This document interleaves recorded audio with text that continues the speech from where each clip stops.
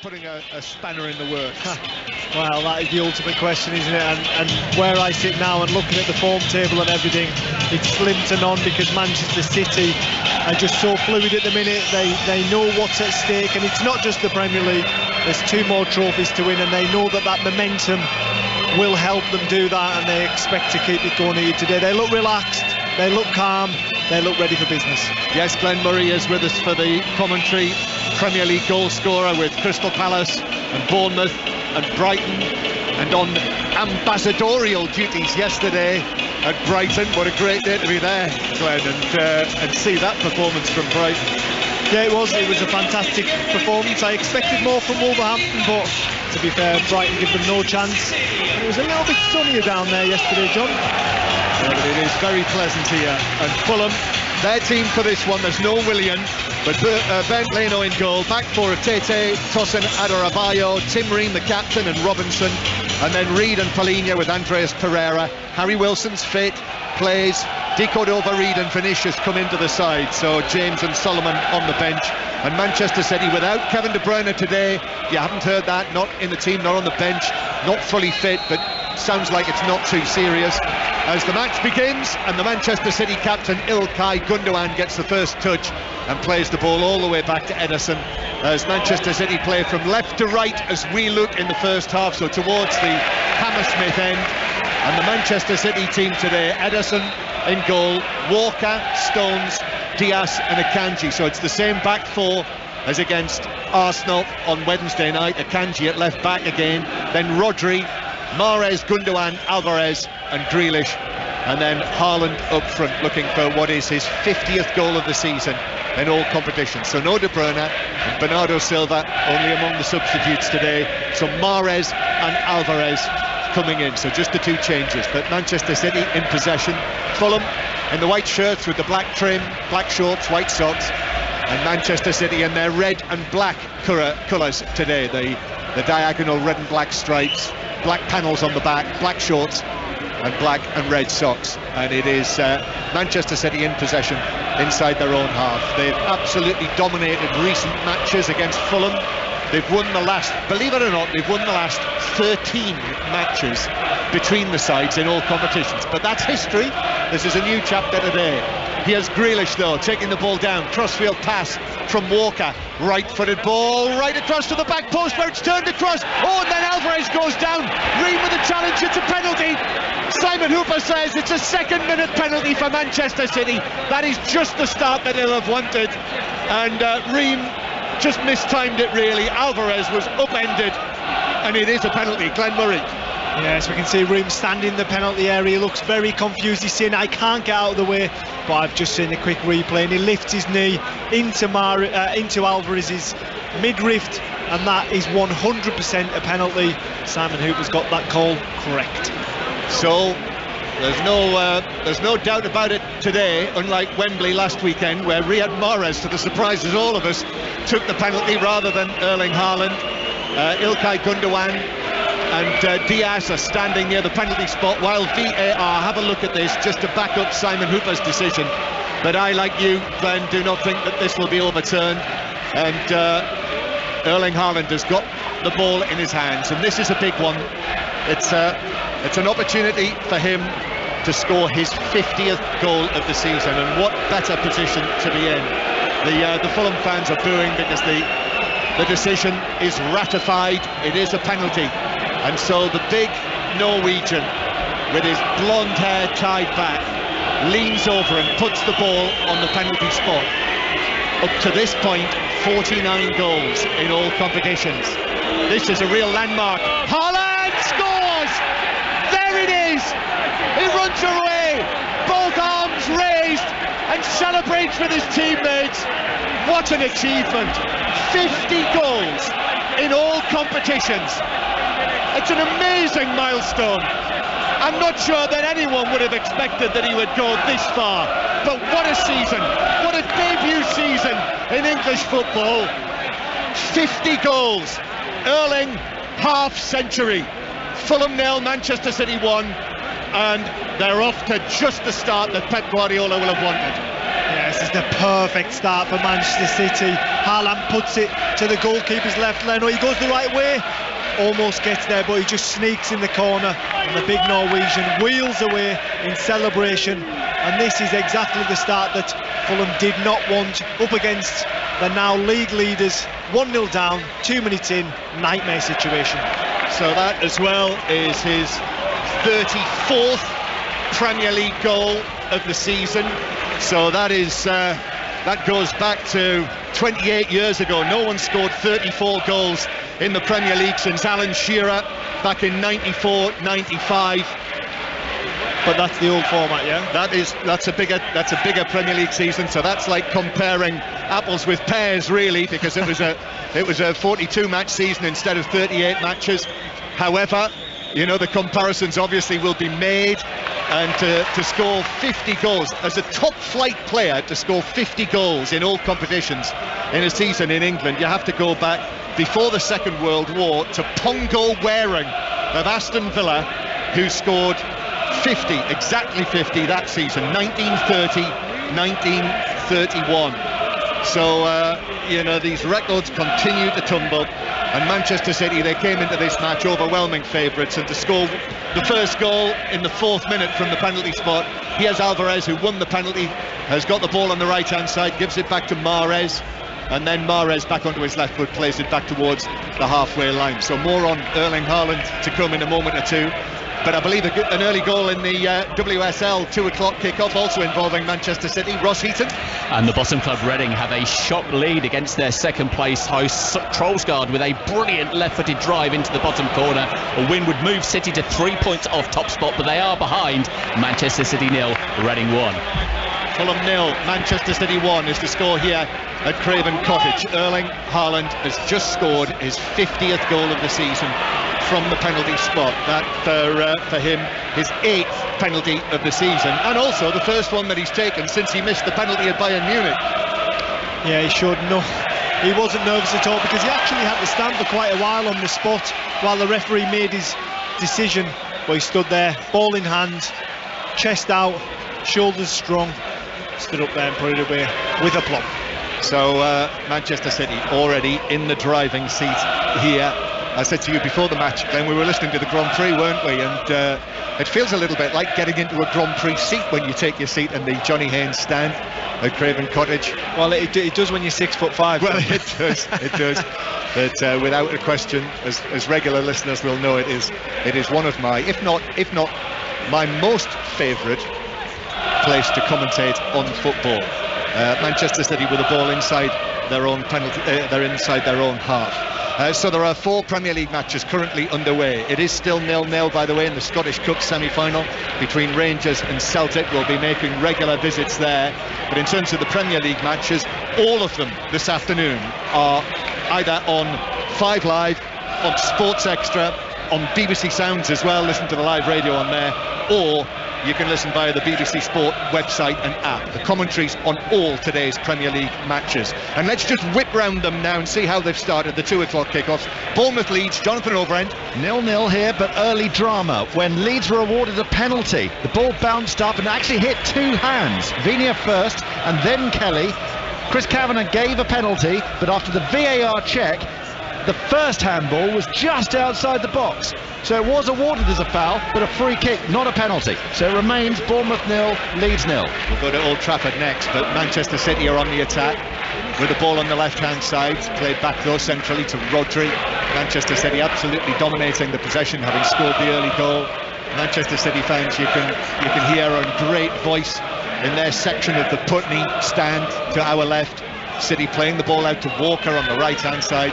Walker just hangs his foot over the ball, gives it to John Stones, and now here's Rodri in the centre circle, back to Stones again, who puts his foot on the ball, touches it with his left foot, then on his right, back to Walker, who goes for that crossfield pass again. He's looking for Grealish, who's able to take it down on his right instep. He's up against Tete, then infield across the corner of the box. Grealish's ball into the area, a little glance header on, Mahrez with a shot, and down goes Ream.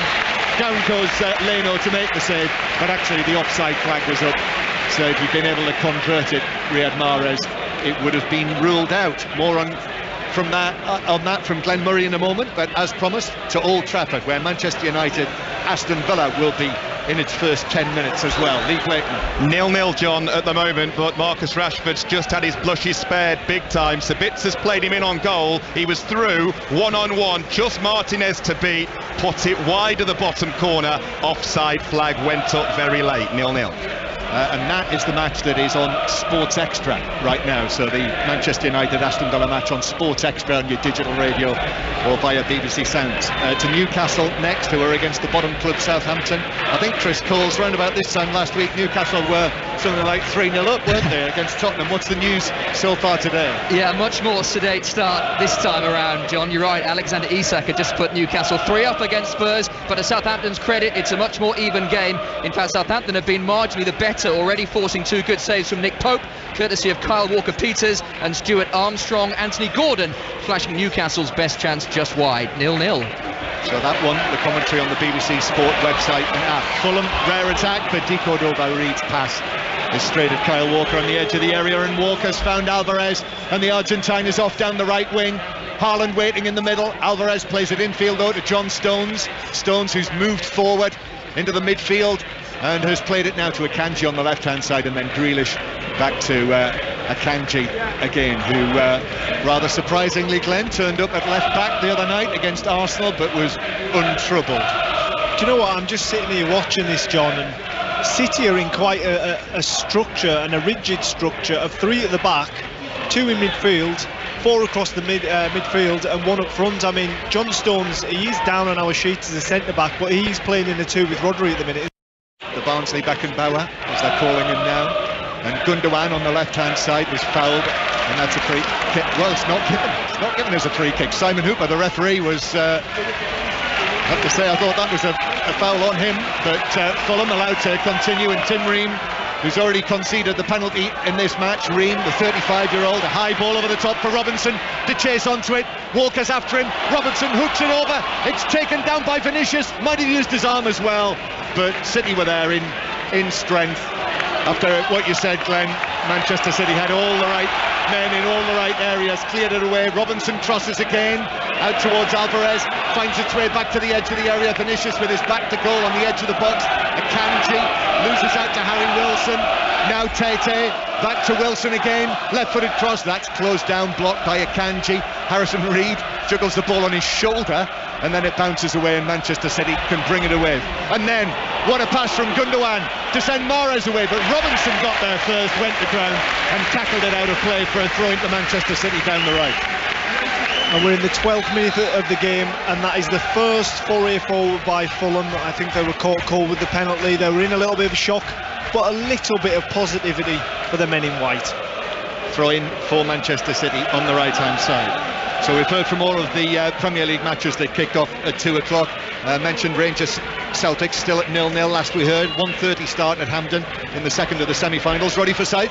Yes, 5 minutes remaining. It's been an absorbing game. Celtic beginning to dominate, but we've had a substitution with Rangers losing Tillman for Arfield, and also I told you that the referee Willie Collum had been replaced by Don Robertson. Willie Collum became 4th official because of a hamstring tweak. He's handed that over now to John Beaton, and his day is over, but it's still scoreless here at Hampden. And if you haven't heard, Huddersfield Town have won again today, so nearing safety in the Championship.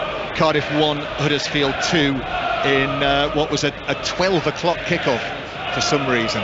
Probably television had something to do with that, but well done to the Huddersfield Town supporters who were able to get there for that. Not the easiest by any means on a Sunday morning. Fulham 0, Manchester City 1. I thought you were going to say well done to Neil Warnock as well. Well done to Neil Warnock, of course, as well, Glenn. Quite rightly said. Ball played back to Diaz in the centre circle. Diaz led over to the left-hand side. We're going to go back to Old Trafford again, but Manchester City are on the move. Gundogan low into Haaland on the edge of the box. Bounces back to Gundogan. Right-footed ball across the edge of the box. Mahrez now into action in the area. Robinson puts in the challenge and got the ball against Mahrez, who was trying to find a way past him. So Fulham break away, not at full tilt.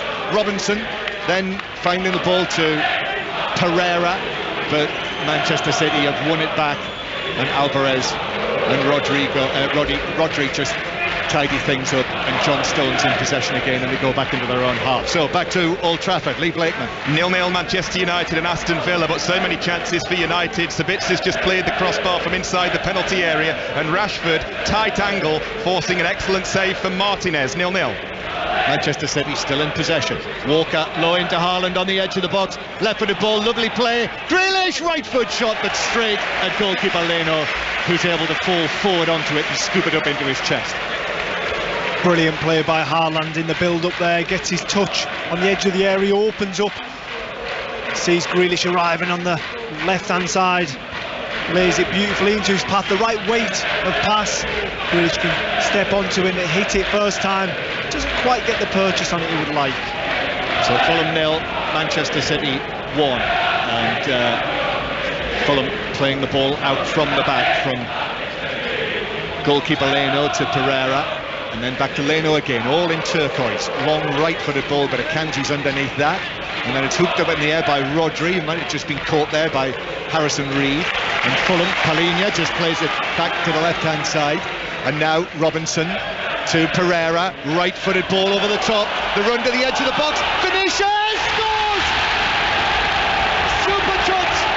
Wilson initially got his head to it, and it bounced down for the much maligned Carlos Vinicius. 13 yards out, left foot, hit it on the volley, and it's Fulham 1, Manchester City 1. And you can hear what it means to the Fulham faithful. It's only their second foray forward in the game. And it's Harry Wilson who makes a deep run. It's a brilliant header. Heads it back into the centre forward's pass. Vinicius takes it down his left knee, kills the ball, hits it with his left foot right into the back of the net. Brilliant goal by Fulham, and they're back in it here. Well, he's been getting some criticism, hasn't he, Carlos Vinicius, for his performances of late for Fulham, having been signed back in September. That is only the third goal that he scored, but my goodness, he took that well, didn't he? He did, he caught it so well. He killed it with his left thigh, hit it on the half volley to the back of the net, and you can just see he wheels away. And I think that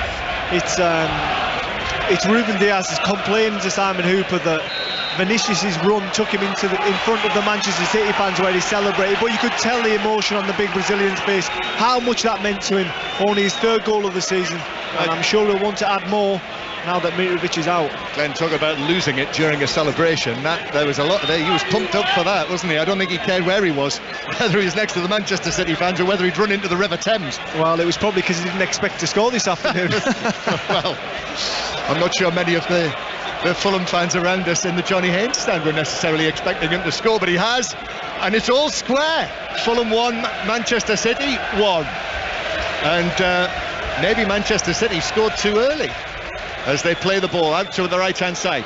Mahrez takes it down, but the pass is slightly behind Walker, and now the Fulham fans are up for this. And what's happened in Glasgow? Ruddy Forsyth. Well, you were having a goal. There was also a goal here at Hampden Park, this time for Celtic, and it came from a Rangers error. Raskin blocked Johnston, but everyone stopped except Maeda. Maeda crossed, Jota was unmarked in the centre of the penalty area. 1-0 Celtic. And also a goal in the Manchester City-Reading match in the Women's Super League. Ross Heaton. And title-chasing City are back level against relegation-threatening Reading. Chloe Kelly has been credited over the PA system with the goal, but Khadija Shaw was right next to her, right about 3 yards out. Manchester City 1, Reading 1. So 1-1 there. So Manchester City equalising in that match. Manchester City pegged back in the Premier League, and Ream, I think, was fouled by Alvarez. No free kick given, and that needed an excellent challenge because the free kick was not given, although maybe it has belatedly, has it?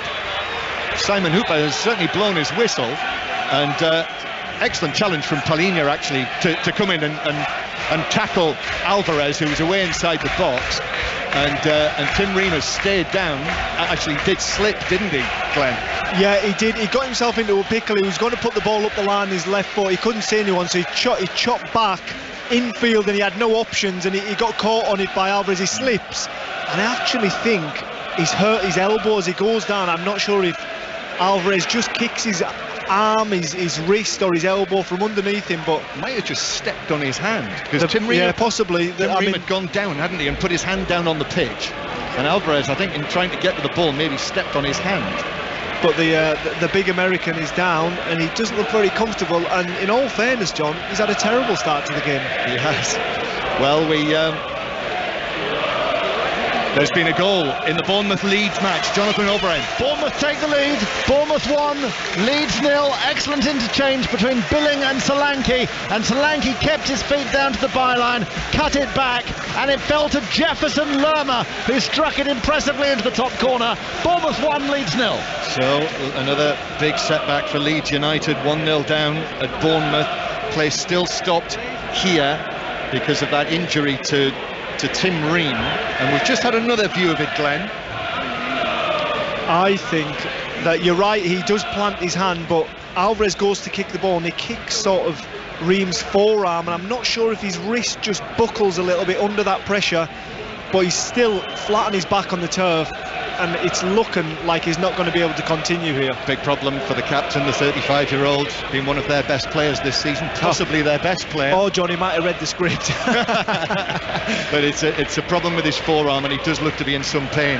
And Marco Silva, I see over on the far side of the field, has called across Harrison Reed, the central midfielder, and is giving him some instruction. So more on this in a moment, but play currently held up here. Fulham 1, Manchester City 1. So back to Newcastle, Southampton. Chris Coles.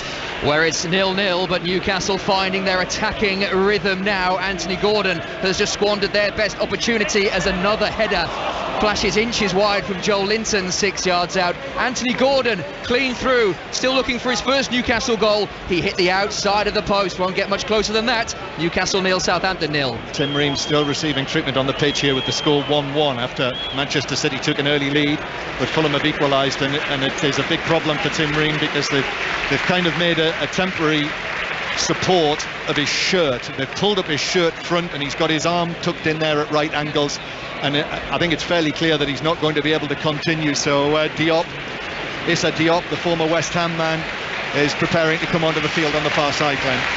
Yeah, it's a sad way for the American to go out, and do you know what, something like that could see him out for the season, because it really did look like an awkward little exchange between his arm and Alvarez's boot. But a real disappointment for him as he walks off down this touchline. He's been such a big player for Fulham so far this season. He's been a real shining example of everything that you need to do to stay in the Premier League. Well, he's just walking past us here, the rugged figure of the American World Cup player, 35 years old. He started every Premier League match for Fulham this season, and as Glenn Murray suggests, that might be it now if this is as bad as it looks for his arm. So he's able to walk, obviously, but he's walking with his head down, and he looks inconsolable, actually, that he's not going to be able, perhaps, to play a part in whatever Fulham are able to do towards the end of this season. And don't forget, for Fulham, this could be one of the best seasons the club has ever had. So 1-1 the score. Play gets back underway, and Fulham attacking with Robinson. So Diop is on for Robinson. Now Robinson's low ball in. Wilson allows it to run, but Reed wasn't able to take it on in the middle of the half, and now Fulham have committed men forward, so Grealish swirls the ball downfield, but Diop's able to get his first touch and head it back to goalkeeper Leno.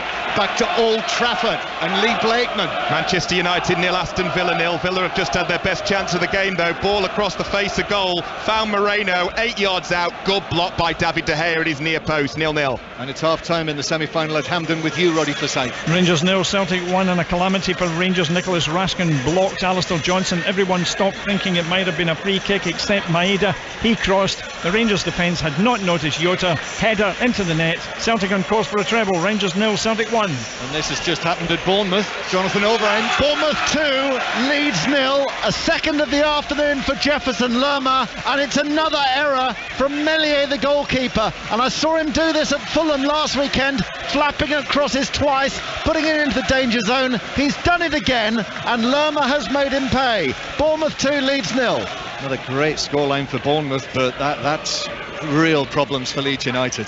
It is, John, but I think I remember the reverse fixture being quite a high scoring fixture. Was it 4-3 earlier on in the season? So Leeds need something like that this afternoon now. Well, it is. You can listen to the commentary on that via the BBC Sport website and app. Although at 2-0 down, Leeds United supporters might want to look away now as Manchester City. Mind you, it can change.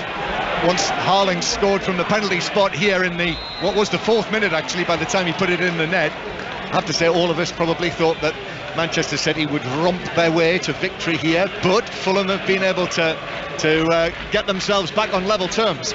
Yeah, I mean, I think after conceding a penalty so early, they've just managed to get a foothold in the game, a couple of forays forward, and they've managed to get a goal, but that sparked Manchester City's manager, Pep Guardiola, over on the far side to stand up and start gestising to his players. And I think the message is, I want more. That's the voice of Glenn Murray. And listening to Jonathan Overend yesterday, Jonathan Overend was also there at the Brighton match yesterday. Having seen the Brighton goal fest, he's now watching Bournemouth already 2-0 up in this match. And Bournemouth, they are we've said this before, but they are now very close, you would think, with that scoreline to securing their future in the Premier League for next season. And what an achievement that would be. Grealish bouncing back to Rodri, and then square from him to Walker. This is a good game now. Walker playing it up towards the edge of the box, but Robinson got there ahead of Alvarez, and now decoyed over Reed into the space for Harrison Reed. A slip from Tete, so that slowed the momentum, but he's able to get back up quickly and make his way down the right wing, and Tete's high cross looking for Vinicius in the middle. That's headed away, and then it's given away by Robinson. Drones, he headed it straight at Gundogan, and now the sun coming out again. We can see the shadows on the pitch here at Craven Cottage. Mahrez, left-footed ball over the top. This is for Haaland to chase. Diop's missed it. The angle's very tight. Still going Haaland, and then he trips over his feet, says Simon Hooper, and rolls over the dead ball line and behind, and it is a goal kick only. Yes, Mahrez gets his head up, and who's making that run? The man that always makes the run is Haaland. He gets in the back of Tosin, just can't quite sort his feet out, can't get control of the ball, and eventually runs out of pitch. And it's a Fulham bye kick, and it's taken short. Yep, which is what they're going to do with Leno. However, that from a Fulham point of view, that didn't absolutely fill me with confidence. Haaland against Diop, who he went past with ease there. I know he's only just come into the game, but he dominated him there, Haaland, and on Diop, although it's not the first central defender he's dominated this week, or indeed this season. Here's Haaland playing it to Grealish, took it down brilliantly, saved onto the bar and put wide by Robinson at the back post. What a save to keep it at 1-1. What a brilliant save, and again it's that link up. Haaland finds Grealish, loops it over Tete. Grealish has a touch, tries to find that far corner, curls it, and Leno just manages to stay on his feet long enough, gets a touch on it, flicks it onto the bar, and it goes out. Actually, so Robinson was at the back post, but he came off Alvarez. I think it was Alvarez following it in. Can't quite get it and just stabs it out for a bye kick, and again we see the ball at Leno's feet. Fulham 1, Manchester City 1. This is 5 Live Premier League Sunday and BBC Sounds, going back to Manchester City Reading in the Women's Super League. Ross Heaton. And second place City have the lead for the first time in this game. A towering header from the WSL's top scorer Khadija Shaw after a superb whip corner into the 6-yard box. City aiming to cut the gap at the top to 3 points. Manchester City 2, Reading 1. And straight back to Old Trafford. Lee Blakeman. 0-0 Manchester United and Aston Villa. Manchester United should be ahead though. Sancho in from the left, pulled it back to Casemiro, who shot from the edge of the area, came crashing off the crossbar. 0-0. So still 0-0 there. Bournemouth 2-0 up on Leeds. Still Newcastle 0, Southampton 0. And we will also have commentary on Liverpool Tottenham from 4:30 with Alistair Bruce Ball and Chris Waddle. We'll hear from them, I assume, at half-time. That's usually the form. Rangers 0, Celtic 1 at half-time in the semi-final. Diop on the edge of the area, the substitute, heads it away, and it comes out to decode over Reed.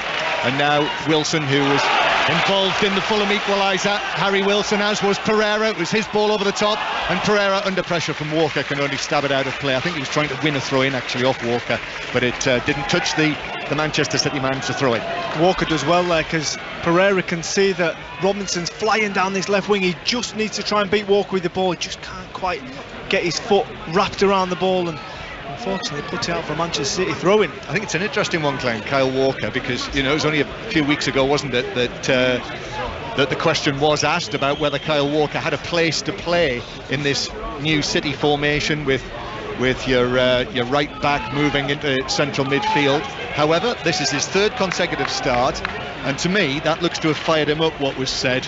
And also Real Madrid, I suspect they'll need Kyle Walker against Real Madrid. Yes, up against Vinicius, I'm sure about that. But what Pep's been really clever with is that he hasn't asked the right back to step into that sort of into midfield. He's asked the centre back, who's a little bit more suited to it. So he's looked at his squad, he's shuffled the pack, and he's made it work for Kyle Walker. Yes, it'll be a different kind of Vinicius threat, won't it, against Real Madrid. However, this kind of Vinicius has already had great joy today, and it's the physical presence of this one, Carlos Vinicius, that has caused problems for Manchester City. It has. Yeah, same names, very different types. Very. And Fulham with the ball on the left-hand side, turning and playing it back towards the edge of the penalty area, where Leno is able to put his foot on it. Excellent save from him.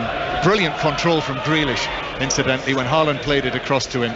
And it needed that touch from Leno at full stretch to his left to deflect it up onto the angle of post and bar. He has decoyed over Reed, but he's got red and black all round him. And then Palhinha couldn't find the pass away, but it bounced back to him. Robinson heads it infield. Pereira, now the blonde has washed out of his hair. Andreas Pereira tries to take it on, but Rodri was able to get a touch, and it's bounced back for Manchester City in their own right back area. So Fulham 1, Manchester City 1 is the scoreline.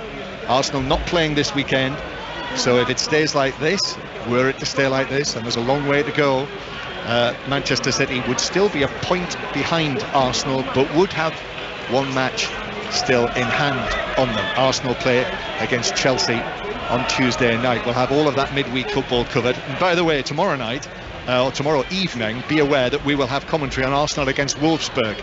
That's at tea time tomorrow, the second leg of the Champions League semi-final. So that is tomorrow afternoon. Fulham 1, Manchester City 1, and back to Bournemouth, because Jonathan Overend. Yes, John, I feel really hard done by. I haven't seen enough goals this weekend. It's Bournemouth 2, Leeds 1 now, and a lifeline for Javi Gratia's side as Bournemouth gave it away in midfield. Nonto's cross right-footed, and Patrick Bamford rising highest to give Leeds hope. Bournemouth 2, Leeds 1. So important for Leeds that, as half-time approaches in these 2 o'clock kickoffs. So we've just passed a half hour actually. Here's John Stones in possession for Manchester City. Stones, right-footed pass, it's high out towards the left flank. Akanji's underneath that, takes it down on the top of his right thigh, and then rolls it all the way back centrally to the bearded German international, the Manchester City captain Ilkay Gundogan. Remains to be seen whether he will be at the club next season, out of contract in the summer.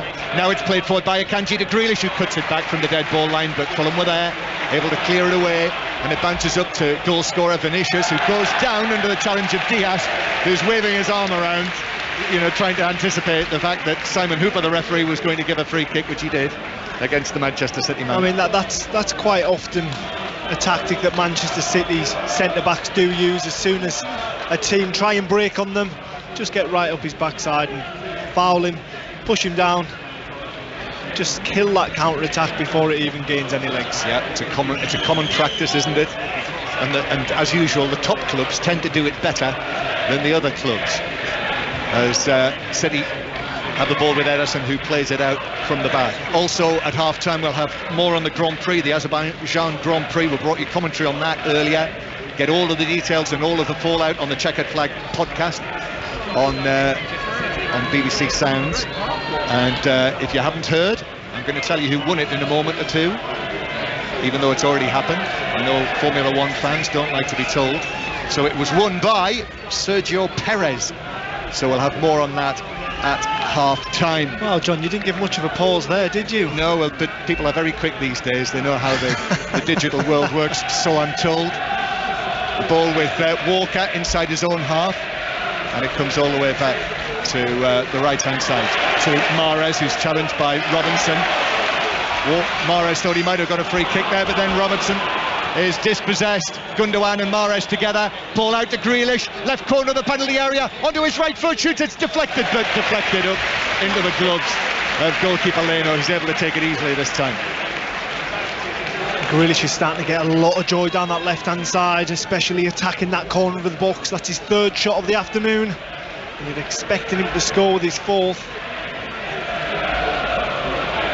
So 1-1 remains the score. Fulham 1, Manchester City 1, and no further addition to the scoreline.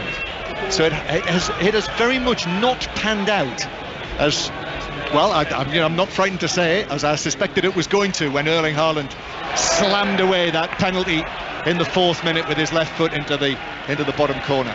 Yeah, I think as this half's gone on, I totally agree with you, John. I expected it to go that way as well, but as this half's just ticked along, Fulham have grown in confidence little by little, not taking too many risks, because if you get too confident against Manchester City, that's when they can really hurt you, but they're doing better. Robinson is bundled over by Mahrez, who is chasing back in the centre circle. Yeah, every time I see Fulham and watch Anthony Robinson, he impresses me, and he's done well again so far in the match here. He drew the foul there from Mahrez, free kick to Fulham. Yeah, he's always a willing runner forward, always trying to make up that ground to give an option to the person in front of him. Quite a couple of occasions he's carried the ball a number of yards up the field, and today that is integral. So it is Fulham 1, Manchester City 1, and free kick for Fulham. So Haaland just actually trots back to take a place almost in the back line. He's actually taken a position in between Rodri and Diaz to defend this free kick. Here he is in position as Reed plays it long and forward, but Diaz was underneath that to head it out to the far side. However, Wilson will take up possession again for Fulham. Back to Reed, and now Robinson. Diop out to the right-hand side to Reed, and actually Fulham are being forced to go all the way back to goalkeeper Leno to our right. And I mentioned earlier the fact that Erling Haaland has now become the first man in the top flight to score 50 goals in all competitions in England since Pongo Waring. I do want to mention the fact that the last man to score 50 goals for an English league club in a season in all competitions was actually Steve Bull back in the 80s. In 88-89, Steve Bull scored 50 goals in all competition for Wolves when they were a 3rd division club. Here's Mahrez through the middle. Alvarez on his right foot. In comes the challenge. Bounces back. Alvarez! Oh, what a finish! Into the top corner from the D. And Manchester City retake the lead. It bent deliciously over the dive of Leno and dropped into the top corner. And the Argentine World Cup winner makes it Fulham 1, Manchester City 2. Some say that he can be industrious, Alvarez, but this is far from industrious. This is absolutely sumptuous. He gets the ball on the edge of the area. He tries to get his shot off earlier. Paulini just comes back and tackles him, falls for him again, gets it out of his feet, and he whips it back across the goal, over the top of Leno, into the top corner, and that is one of the best goals you'll see all weekend. Great finish. It had the dip on it, it had the curl on it. It's actually a bit like a free kick from open play. And Leno was a little way off his line there. He was out of the 6-yard box. But even if he'd been in position, I'm not sure he could have got there. It dropped right into the top corner. It was just the perfect arc of the ball, was it? When you look at the goal, it goes so high over the crossbar and then dips down. It's an absolutely wonderful finish.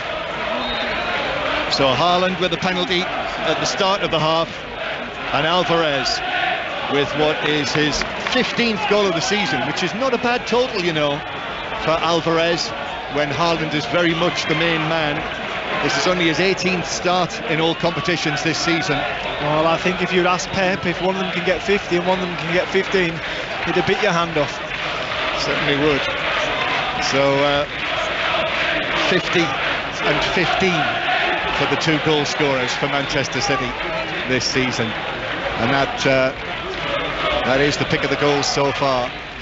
And Manchester City are back in front now after what had been an even match really since the goal was scored by Fulham. And now there's been an opening goal at Old Trafford, Lee Blakeman. And it's gone to Manchester United. Manchester United 1, Aston Villa 0. Rashford with the shot. Good save, Martinez. And there was Bruno Fernandes following up. 11 for the season. Good finish. Manchester United 1, Aston Villa 0. Remains Bournemouth 2, Leeds 1, Newcastle 0, Southampton 0, and Rangers 0, Celtic 1 at half-time. Alvarez carrying the ball forward, having just scored to put Manchester City back in front and back on course to go top of the Premier League. Then Rodri, and then Gundogan, and now again with John Stones, Glenn Murray. Whenever a City midfielder get the ball deep in their half, Erling Haaland just turns and sprints towards goal, given the option that ball in behind. But if the defender matches that run, it just gives so much space for Alvarez to drop in and get turned in between the thirds. It's just, there's nothing that Fulham could do, to be honest. By the way, if you've just switched on and you haven't been listening to us throughout the course of this match, all 4 Premier League matches currently, you can hear commentary on. This one obviously on 5 Live. Manchester United, Aston Villa on Sports Extra, and the matches at Bournemouth and Newcastle. You can find the commentary on the football pages of the BBC Sport website and on the app as well. So we've got it all covered. And Liverpool against Tottenham to come from 4:30 on 5 Live, and we'll hear from Trent Alexander-Arnold at half-time looking ahead to that match. Here is Rodri in the centre circle, long and right-footed from him. Diop comes, heads that away. Gundogan nods it out to Grealish on the left-hand side. Grealish cutting in field. Jack Grealish, very much a regular starter now. Phil Foden on the bench again for Manchester City. And without Bernardo Silva, without Kevin De Bruyne today, Manchester City, who for a period of time were on level terms. So the ball is played to the edge of the area. Diop gets there with a header away from Haaland, and it's cleared out of play into the lower tier of the Riverside stand, the new Riverside stand, for a throw into Manchester City. And it's starting to fill up the Riverside stand, isn't it? They've opened it in segments, and there's only the middle segment to go, and I'm sure it'll be very picturesque when it's fully open next season. Yes, and it'll be in the Premier League, won't it, for the full opening next season, which I guess is what they'd have wanted. Grealish with it on the left-hand side, and then the ball played across by Rodri, a stretch by Robinson, but he's headed it straight to Alvarez, and he needed Diop to come across and touch it away, although it's back with Mahrez now, and now back with Walker, puts his foot on it, just sort of scoops it forward with the underside of his boot, and now finds Alvarez on the right. Alvarez with a cross, but Diop is able to get up and head it down and back across into the full-back position. Now Walker, Manchester City looking for a third goal before half-time. Mahrez comes inside Robinson, plays it through. Gundogan with a chance, but blocked by the legs of Leno, who makes another important save. He's near the corner of the 6-yard box. He was quick onto it, twisting, hit the shot, but the goalkeeper blocked it away, and actually out for a throw-in on the right-hand side. Going to go to Newcastle in a moment. Manchester City back in possession after taking the throw. Gundogan plays it to the right-hand side to Walker. Walker, then back to Gundogan, and now Mahrez again. Mahrez stabs it to the edge of the box. Diop clears, and Palhinha should get this away, which he does, although De Cordova-Reid is in there and concedes a throw in. So to Newcastle, Chris Coles. A goal for Southampton, the side bottom of the table. Shock St James's Park. It's been all Newcastle, but Southampton lethal on the counter-attack. Kamaldeen Sulemana squares. Stuart Armstrong bundles in for his first goal since October to give Southampton the lead just moments before half-time. Newcastle 0, Southampton 1. So 2-1 Manchester City here. Manchester United leading 1-0, and Bournemouth 2-1 up on Leeds, having been 2-0 up. Still 1-0 to Celtic in the semi-final, if you've just switched on. A little bit later on we'll have commentary after the football on the second half of the La Rochelle Exeter Champions Cup semi-final. That kicks off at 3 o'clock, so we'll keep you updated on that. And also we'll have the latest on the World Snooker Final at half-time as well. I have to say, Glenn, I've been drawn into that very much over the course of the last couple of days. There's excellent semi-finals. Here's Rodri, plays the ball out towards the left-hand side to Akanji, and then Gundogan back towards the halfway line. I had to give up on it last night though, and I heard James Gregg say on breakfast this morning that actually the Mark Allen Mark Selby semi-final didn't finish till nearly 1 o'clock in the morning, and now he's already playing in the final. Do you know, I was chatting to someone about this, and is there no time? Well, is there not a cut-off point in snooker where you have to finish playing? Well, finals was due to start this afternoon. So it doesn't seem an entirely level playing field, but I suppose that's the way it works. It's like a football match where you've just got to play until someone wins. Just got to play, yeah. It's like what we did when we were kids. Exactly. Fulham 1, Manchester City 2. I suppose it is a sport where they get to sit down, don't they? Stones inside his own half, and then playing it forward towards Rodri out to the right hand side. Walker gets there ahead of Robinson. This is a chase now. Robinson and Walker, they cross over, and Robinson is able to get a foot in on it. Walker's not having that, puts a tackle back on him, and that's given us a free kick to Fulham. Excellent contest. Well, that is a race that I would not want to be involved in, John, let me tell you, as I see Robinson and Walker running up that wing there, because they are two absolute speed demons. So free kick. Kyle Walker was not having that, was he? No, he wasn't. He wasn't letting him get away, was he? So it is a free kick to Fulham in a left-back position on this really pleasant afternoon. A lovely warm breeze floating into Craven Cottage. I walked along the Thames to get here. I have to say today, Glenn, lovely walk. I could hear the boats were on the Thames, and with the megaphones you could actually hear the coxers shouting out the orders to their crews. Nice and loose, Charlotte, was one of the calls that I heard coming across from the river. I've heard shouts like that before, John, but not on the river. Gymkhana, the ball's in the 6-yard box. Out to the left-hand side for Manchester City to Akanji, who will play it back to Ederson, who I'm not sure got there. He did. The assistant says it didn't go over the line. That would have been a cheap corner. Fulham looking to have a rousing end to the first half. We're in the 45th minute now. Here's Robinson again on the halfway line, but Robinson sees Mahrez in front of him and plays it back to Diop. But yes, that Riverside stand looks absolutely sparkling, doesn't it? And with the run that Fulham have been on, you know, this is their first season back in the Premier League, having won the championship under Marco Silva last season. As Nico Dova-Reid and Palina in there. 5 minutes of added time, and that has a lot to do with the injury to Tim Ream, which was a big blow for Fulham in the first half. Went off with an arm injury problem, you know, he was caught on his forearm and walked away, and Diop came back onto the field. But for Fulham in recent seasons, it has been up, down, up, and this time they're staying up.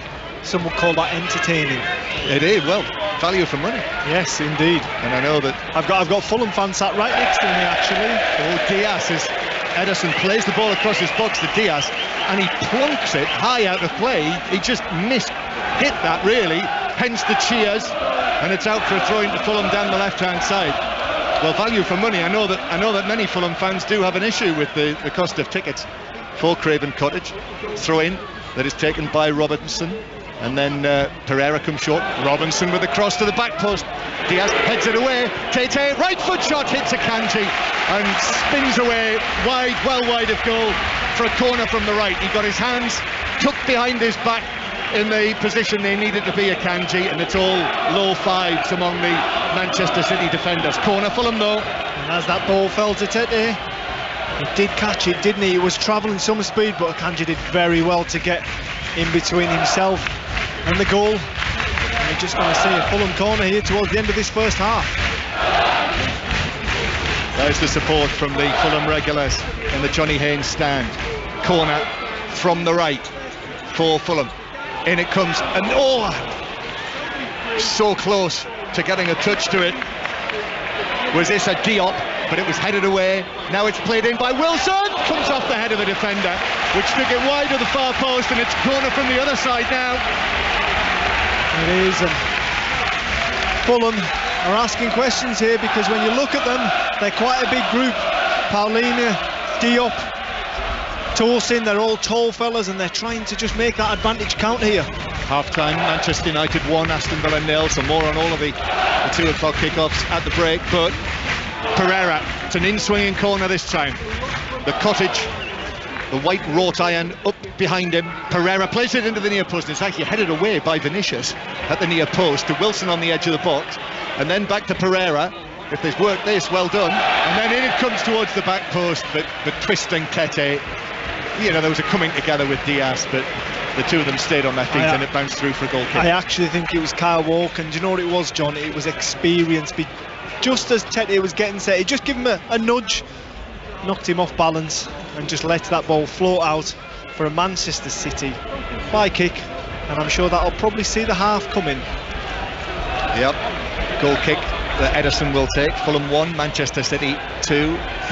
Sun coming out a little more strongly now, and Ederson's goal kick has floated straight out of play into the Fulham dugout over there. Marco Silva, all in black, sitting with his chin on his hand as Stones clears the ball away on the edge of the box, and it eventually bounces out of play for a throw-in over on the far side to the visitors, Manchester City. It is half-time now in Bournemouth leading Leeds by 2-1, and also half-time at St James's Park, where it is Newcastle 0, Southampton 1. The surprise result or scoreline of the afternoon so far. And the ball's out of play again on the far side for a throw-in for Fulham. And I'm just looking at the table there, John, and if Southampton can hang on to that 1-0 lead at St James's Park, it really does put them back in touching distance with the pack. So not finished yet, but I mean, Newcastle have been so dominant in so many of the games this season at St James's Park that Southampton are fighting for their lives. And you know what we say about teams at this stage of the season when they're fighting for their lives. Here is a little shove by Haaland on Tosin Adarabioyo, and then he plays it to Grealish on the edge of the box. A twist from Grealish into the box. Haaland pulls it across. Defenders there in number, they block it. Haaland's ball over. That's headed away by Diop. Comes out to Gundogan. Manchester City pressing here for a late goal in the first half. If they get 3-1 up on Fulham, surely there'd be no way of them coming back from that. But there's the half-time whistle, and an entertaining first 45 minutes ends with a scoreline of Fulham 1, Manchester City 2, after Haaland gave the champions the early lead with the penalty, his 50th goal of the season. Carlos Vinicius struck back an equaliser for Fulham after in the 15th minute, but that excellent late goal from Julian Alvarez means that Manchester City are in front, Glenn Murray. Yes, they are, and they started off the game with a real bang with that penalty, and I expected them to run away with it, but Fulham found a foothold, got back into it, and for a while the first half was pretty even. Yes, Manchester City were dominant in possession, but never created too much. A good save from the Fulham goalkeeper Leno onto the bar from Grealish was the only note really, but then Alvarez made the difference, gets the ball on the edge of the area with a sumptuous finish into the top corner to give Manchester City the advantage here at half-time. So the usual cast of thousands crossing the pitch, but the television camera there very much, as you can imagine, focusing on Erling Haaland after he reached that great milestone in the first half. Half-time here though, Fulham 1, Manchester City 2. John, Glenn, thank you very much. Let's rattle round the half-time scores in the Premier League to Old Trafford. Lee Blakeman. Manchester United 1, Aston Villa 0. Bruno Fernandes with the only goal of the half. It came 6 minutes before the break. Rashford in from the left, and his shot saved well by Martinez. Fernandes followed it up though, and his shot deflected over the stranded Villa keeper. United, you have to say, deserve the lead on the balance of play. They really do. Casemiro's at the crossbar. Simic has cleared the crossbar from around about 15 yards out. Just one real chance for Villa. Moreno forcing a sharp save from David De Gea from 8 yards. Half-time here, Manchester United 1, Aston Villa 0. To the Vitality, Bournemouth Leeds, Jonathan Overend. Competitive first half, and it's Bournemouth 2, Leeds 1 at half-time. Bournemouth firmly in control midway through when they took a 2-0 lead. Both goals from Jefferson Lerma, the second pouncing on yet another error from Meslier, the Leeds goalkeeper, flapping unnecessarily at a cross, and the ball just landing a couple of yards in front of him for Lerma. Burma to pounce, but then Leeds tenacious, working hard in this first half, got one back on the half hour. Patrick Bamford's header. It's Bournemouth 2, Leeds 1. Leeds fans won't like that score, and they won't like this one either. To St James's Park, Chris Coles.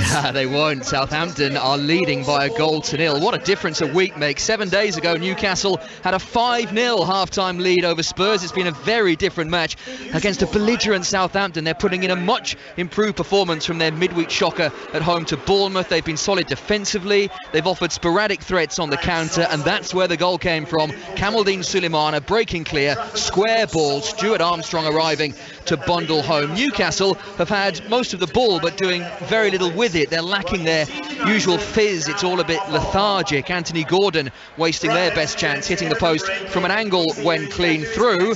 And what a big 45 minutes ahead for Southampton. They could be narrowing the gap to safety to just 3 points if it stays this way. Newcastle 0, Southampton 1. We're beyond the hour mark in the Scottish Cup semi-final at Hampden. Rangers Celtic, Roddy Forsyth. And it's still Rangers 0, Celtic 1. That goal scored by Jota just before half-time after a calamitous series of mistakes in the Rangers defence. It's become more even. A Kyogo shot turned aside by the Rangers keeper McGregor for a corner kick, and 2 minutes later an Arfield shot dealt with in exactly the same fashion by Joe Hart.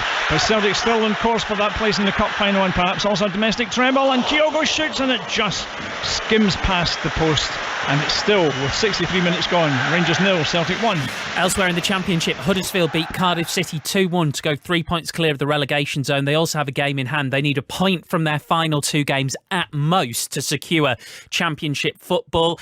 In the Women's Super League at half-time, it's Manchester City 2, Reading 1. If it were to stay that way, then City would be 3 points behind Manchester United, who are top of the table. And Napoli, currently playing Salernitana in Serie A, knowing that victory will see them crowned champions. That one kicked off at 2 o'clock. It's goalless at half-time. We'll hear from Trent Alexander-Arnold and look ahead to Liverpool versus Tottenham, which is our 4:30 commentary on Premier League Sunday after the news with Carl Hartley.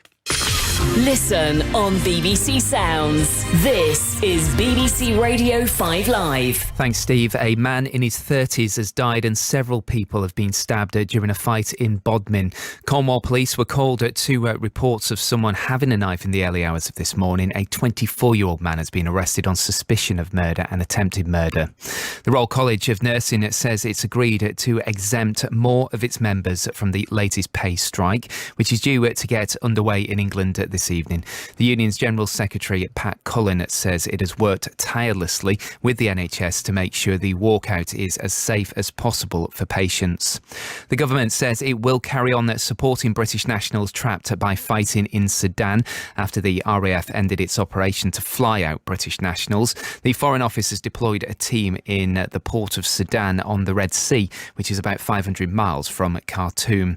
And a 5-month-old baby has been taken to hospital in Cardiff after a dog attack in Caerphilly yesterday. The child's injuries are not thought to be life-threatening. More live Premier League football than anyone else. 5 Live's Premier League Sunday with Steve Crossman. The final of the World Snooker Championship is live right now on BBC Two. It's Mark Selby against Luca Brissell. Jamie Broughton. And it's Brissell that's made a fast start here. He made breaks of 77 and 90 as he raced to a 3-0 lead. Selby then responded to take the fourth with a break of 54. But Brissell is about to win this frame 5 to go 4-1 up. 18 is the target to win. We can go to one of the best named sporting facilities in the world now. The world number 1 Iga Swiatek continues her preparations for defence of her French Open title at the Madrid Open. Russell Fuller, where are you? I'm at the Caja Magica, which translates very nicely as the magic box, Steve. I do feel it's probably slightly more magic for those who've never seen it before. I'm seeing quite a lot of grey as I look out at the roof, which is not required, fortunately, because there's a little bit of blue sky above the court. Good atmosphere whenever a Spanish player's in action.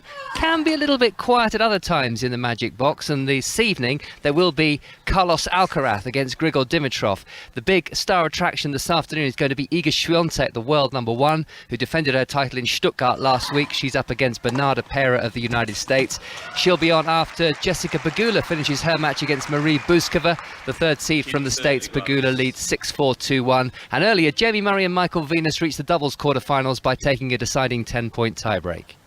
Russell, thank you very much. That's our tennis correspondent, Russell Fuller. Rugby Union, the second semi-final of the European Champions Cup this afternoon. The holders, La Rochelle, welcome Exeter Chiefs for France. Good afternoon, Claire Thomas. Good afternoon. Just 80 minutes stand between one of these two and a do-or-die date in Dublin with Leinster on May 20th. You've got to go back to 2019 for the last final without either of these two sides involved. They love this competition and their fans love them. Within just 2 hours of tickets going on sale for this one, 30,000 had sold, and we're expecting the on-pitch fireworks to match. Kick-offs at 4 with the reigning champions favourites to get the job done and set up a rematch of last year's final. Elsewhere in the Challenge Cup semi-final, it finished Toulon 23, Benetton 0, so it'll be Glasgow Warriors against Toulon in the final on the 19th of May. Sergio Perez beat Red Bull teammate Max Verstappen to win the Azerbaijan Grand Prix with a little help from the safety car. That cuts Verstappen's championship lead to just 6 points. Here he is. Of course, the safety car was a bit unlucky. Then I had to push again. I tried to stay very close to try and get into the DRS, but I think the tires were overheating a bit because of that, of course, trying to follow. But also the balance, I was struggling to be really consistent. So I was playing around with the tools a little bit. And I think once I got that sorted, I would say the last 10 laps were actually quite good again. But just a little bit too late. But I think a lot of things learned again throughout the race. We know it's a very long season. I mean, Baku is again quite different to Miami, and Miami is going to be again very different to the other tracks we go to. You keep learning, it can never be perfect all the time. I think there are always days that you can learn. At 4:30, we'll be live at Anfield for Liverpool versus Tottenham in the Premier League in full. Jurgen Klopp's side have won 3 games on the spin. Here's Trent Alexander-Arnold on the feeling inside the dressing room. I think there's an element of confidence back and a belief that when you are getting bad results, it takes your confidence, and it's like you then lack that belief that you're a top team anymore. And I think once you get back to winning ways, you start to believe and you start to feel it, and then it just flows. And I think we are just at the beginning of that process again. Did that belief and confidence disappear then for a time? I wouldn't say it disappeared, but it's definitely not as evident as it is when you're winning games. I think back to last season when we're winning every game in every competition, and it feels like you're unstoppable. It's like you don't even need to think about what you're doing. It's just you go on the pitch and you win, and then you come off and you don't even realise what's happened. It's just autopilot. Whereas when you are losing games or you have lost games, you need to think about what's going on and why, and then kind of second guessing the quality that you've got somewhat. What would be the lowest point, or what has been the lowest point? Has there been a game that has been the lowest point of this season? I think there's been a couple of results that haven't been great. I think obviously back to Brighton away, Wolves away, even City away, they were not good results at all, and not good performances. There's been a few low performances and results, but I think just the vibe of the season hasn't been ideal either. I do remember after that Wolves defeat, the manager, when we saw him afterwards, had said said what he had to say, and then just said, I don't want to see you for a couple of days. Mm-hmm. Was that just the breathing space that maybe you all needed? I think it can get quite intense inside the building, as you can imagine. Just a lot of us all kind of airing our thoughts out, and after a run of bad results, that energy can become quite negative. So I think it was good for all of us to just kind of have that time off to just reassess and reevaluate what was going on, and I think that's when we came back and beat Everton. So I think it helped us. And what about you? How have you dealt with it? Because there's been a lot of noise around you this season, but you're very good at to be shutting out that noise. I probably have the same approach personally as I do for the team's performances this season. I look at it the same way. You don't go from being a world-class team or world-class player last season to then losing that ability and that talent and not having that within you. So I know as a team and personally what I can achieve and what the potential I've got, and a bad season or bad run of results or bad performances won't knock that belief that I've got within. Did it ever, or has it ever got to you, the negativity that's been said in and around you? No, I think it's part of the game, to be honest. Mm-hmm. I think I've had a lot of love and a lot of good things said about me, and that far outweighs the bad things that are said about me. And I think for me, I don't really get overly involved in what people think. I've always been a self-confident player, and I always know that, you know, there's times I'll come off the pitch and I know even though we've lost the game, I've put in a good performance, and no matter what people say, is once I get home I can look myself in the mirror and think, you know, you've done what you needed to do. Although the result wasn't good, that's all that matters really.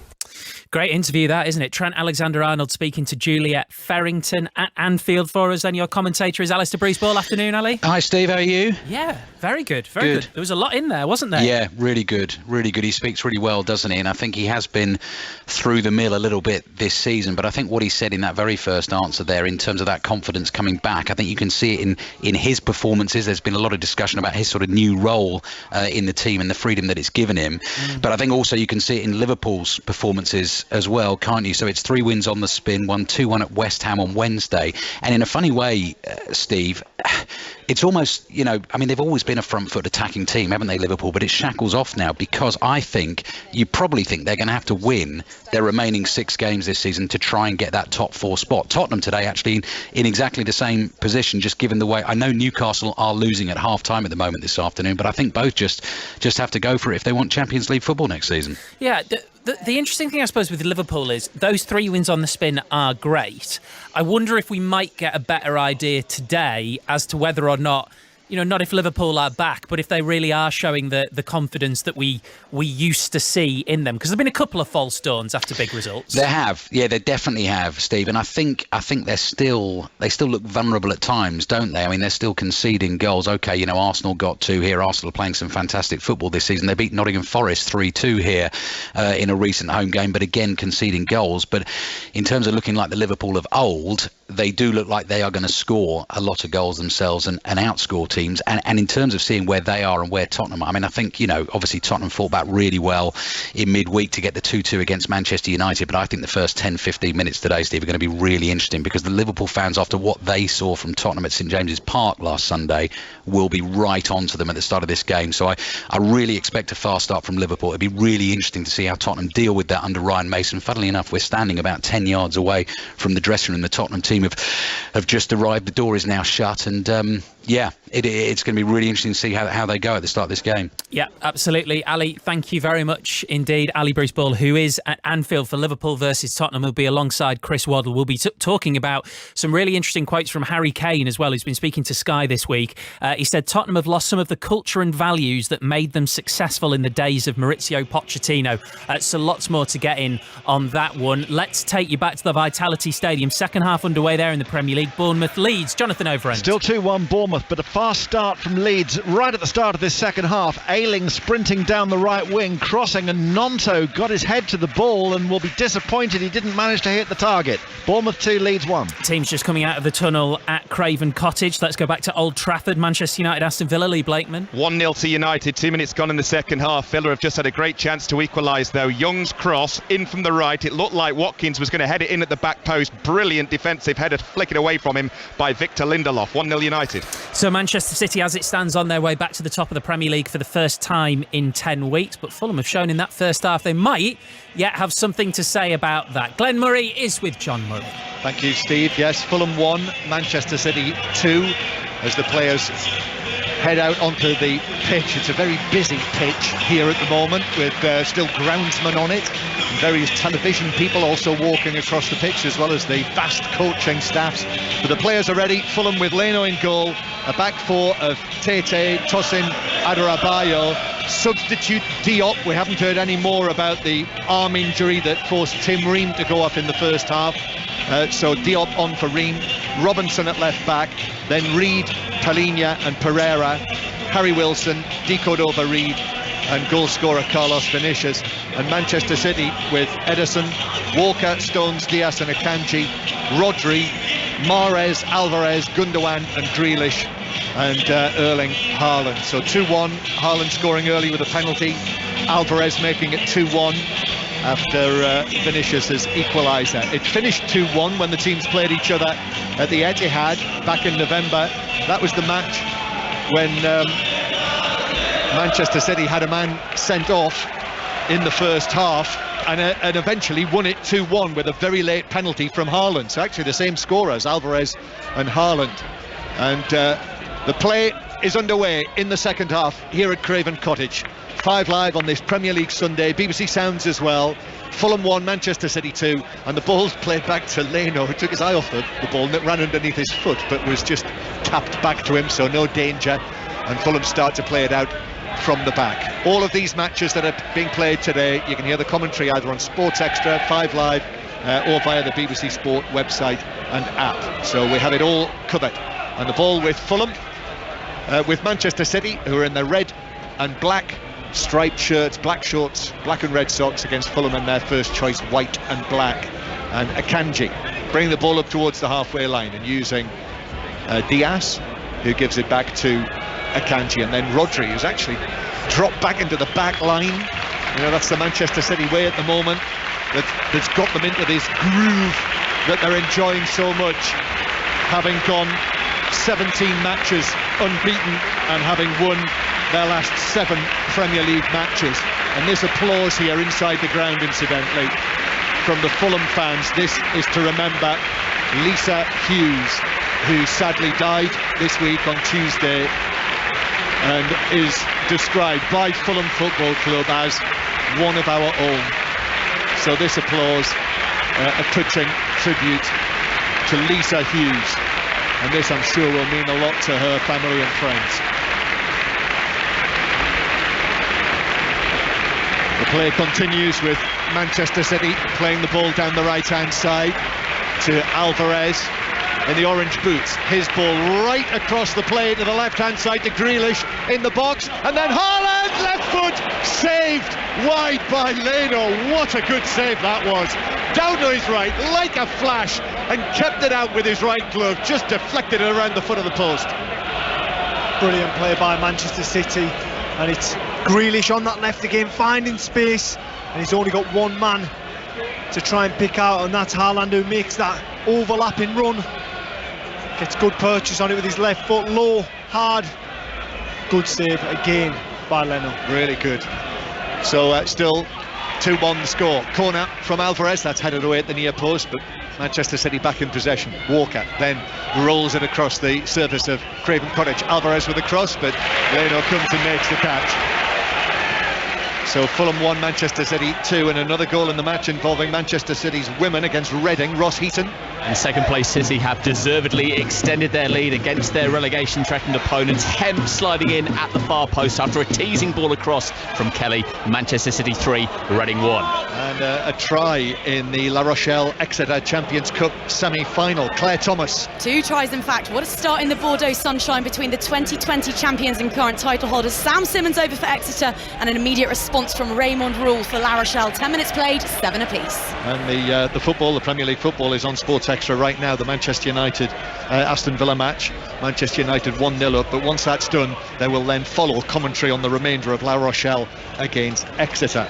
So sun's just disappeared for the time being here, just near the banks of the River Thames, just to the north of the river, as Diaz has the ball inside the centre circle. Diaz getting the ball along the back line to Walker, and then Walker passing it out to the right, where it's knocked back to Walker, and Fulham forcing Manchester City actually through Walker to go all the way back to Ederson in front of the packed Hammersmith end. Dozens and dozens of people still coming down the stairways in there after half-time. Akanji receiving it, plays it out to the right-hand side to Walker, and now Rodri to the right-hand side to Mahrez. Mahrez, hat-trick scorer in the FA Cup semi-final last weekend, and then left out of the team against Arsenal on Wednesday night, but back in the team for this one. Mahrez does well, and now has it again on the right-hand side. Mahrez looking in field, but then passing it back centrally. Rodri pulls it back with his right foot. Walker back to Mahrez again. Robinson comes short, so Manchester City go back to the halfway line. Glenn Murray. He's always such an aesthetic footballer for me, Mahrez. I mean, when you see him, his poise, his balance, he can turn on a sixpence, and the control he has and the manipulation of the football is absolutely second to none. It's like glue to his left foot, isn't it? Started now 6 of the last 8. But when it comes to Real Madrid, will he start that match? Maybe he will. Who knows? Here's Gundogan playing the ball back towards the edge of the penalty area. You were on TV duty, weren't you, last weekend? at Wembley for the BBC for the FA Cup semi-final, I noticed. I was disappointed at the end, but I was. Brighton, yes. Here's Reid, does well, wins the ball back centre field. Now here's Harry Wilson on the right-hand side, the Fulham number 8, looks to get the ball back from Tete, but Akanji was there, the stand-in left back, as I suppose you have to call him. Although whether it's right to call anyone in a Manchester City shirt a stand-in. Haaland does well against Diop and finds the pass to Grealish, and now Grealish back to Haaland, and then Robinson's able to step in and take it away from the big Norwegian, and then he pulls forward with the ball, gives it to Pereira, and then Pereira couldn't find the pass down the left, and actually Fulham have got men committed downfield. That could be trouble. Mahrez approaching the edge of the penalty area, drifting infield on his left foot, but Reid in with a challenge. However, Alvarez with a shot, and down goes Leno to make the save. From the angle, right side of the box, and Leno makes yet another save. Not quite the standard of his 2 earlier stops, but important nevertheless. Yes, Leno gets down to his left-hand side. Alvarez, it's a deflection that finds it into his path. He tries to go for that near post, but Leno's equal to it, and all of a sudden, just for a few seconds there, the game really opened up. Well, we're in that situation, aren't we? Stating the bleeding obvious, but 2-1 Manchester City lead. It's next goal, so important time. And it's a corner, Mahrez to take it from over on the far side, next to the Manchester City fans leaning over the hoardings. Takes it short, actually, to Gundogan, and then Gundogan back to Alvarez, and then Mahrez swirls it in, left-footed, but that's headed away by Diop. And then Alvarez wins the header, and Mahrez goes back to the halfway line. Now there's been another goal at St James's Park. We'll go there in a moment. Walker sending a ball forward for Manchester City, headed infield by Akanji to Grealish. Grealish now drives forward. Grealish then touches it out to the left-hand side. Reid's gone with him. Akanji peels away. Grealish has low ball in. Gundogan on the edge of the box. Alvarez in the area, up against Diop, trying to find a position, twisting, turning, still going. Reid in with a challenge, and he clears it. So come in, Chris Coles on Tyneside. Newcastle have awoken. They've equalised 9 minutes into the second half. Newcastle 1, Southampton 1. Callum Wilson, who came on as a second half sub for Anthony Gordon, tapping in, found by Alexander Isak. So often both of those battling over one spot, well, they've combined to bring Newcastle level. Newcastle 1, Southampton 1. Stupid play, Stones here into the area. Now it's Alvarez crossing from the right-hand side. That's headed away by Tete on the edge of the box. Oh, and there's a clash of heads. And actually it was Akanji and Pereira, and the two have come together. There's a clash of heads, but also I think in going down, Akanji might have stood on Pereira's foot, so double injury for Pereira, but both players are down, Glenn Murray.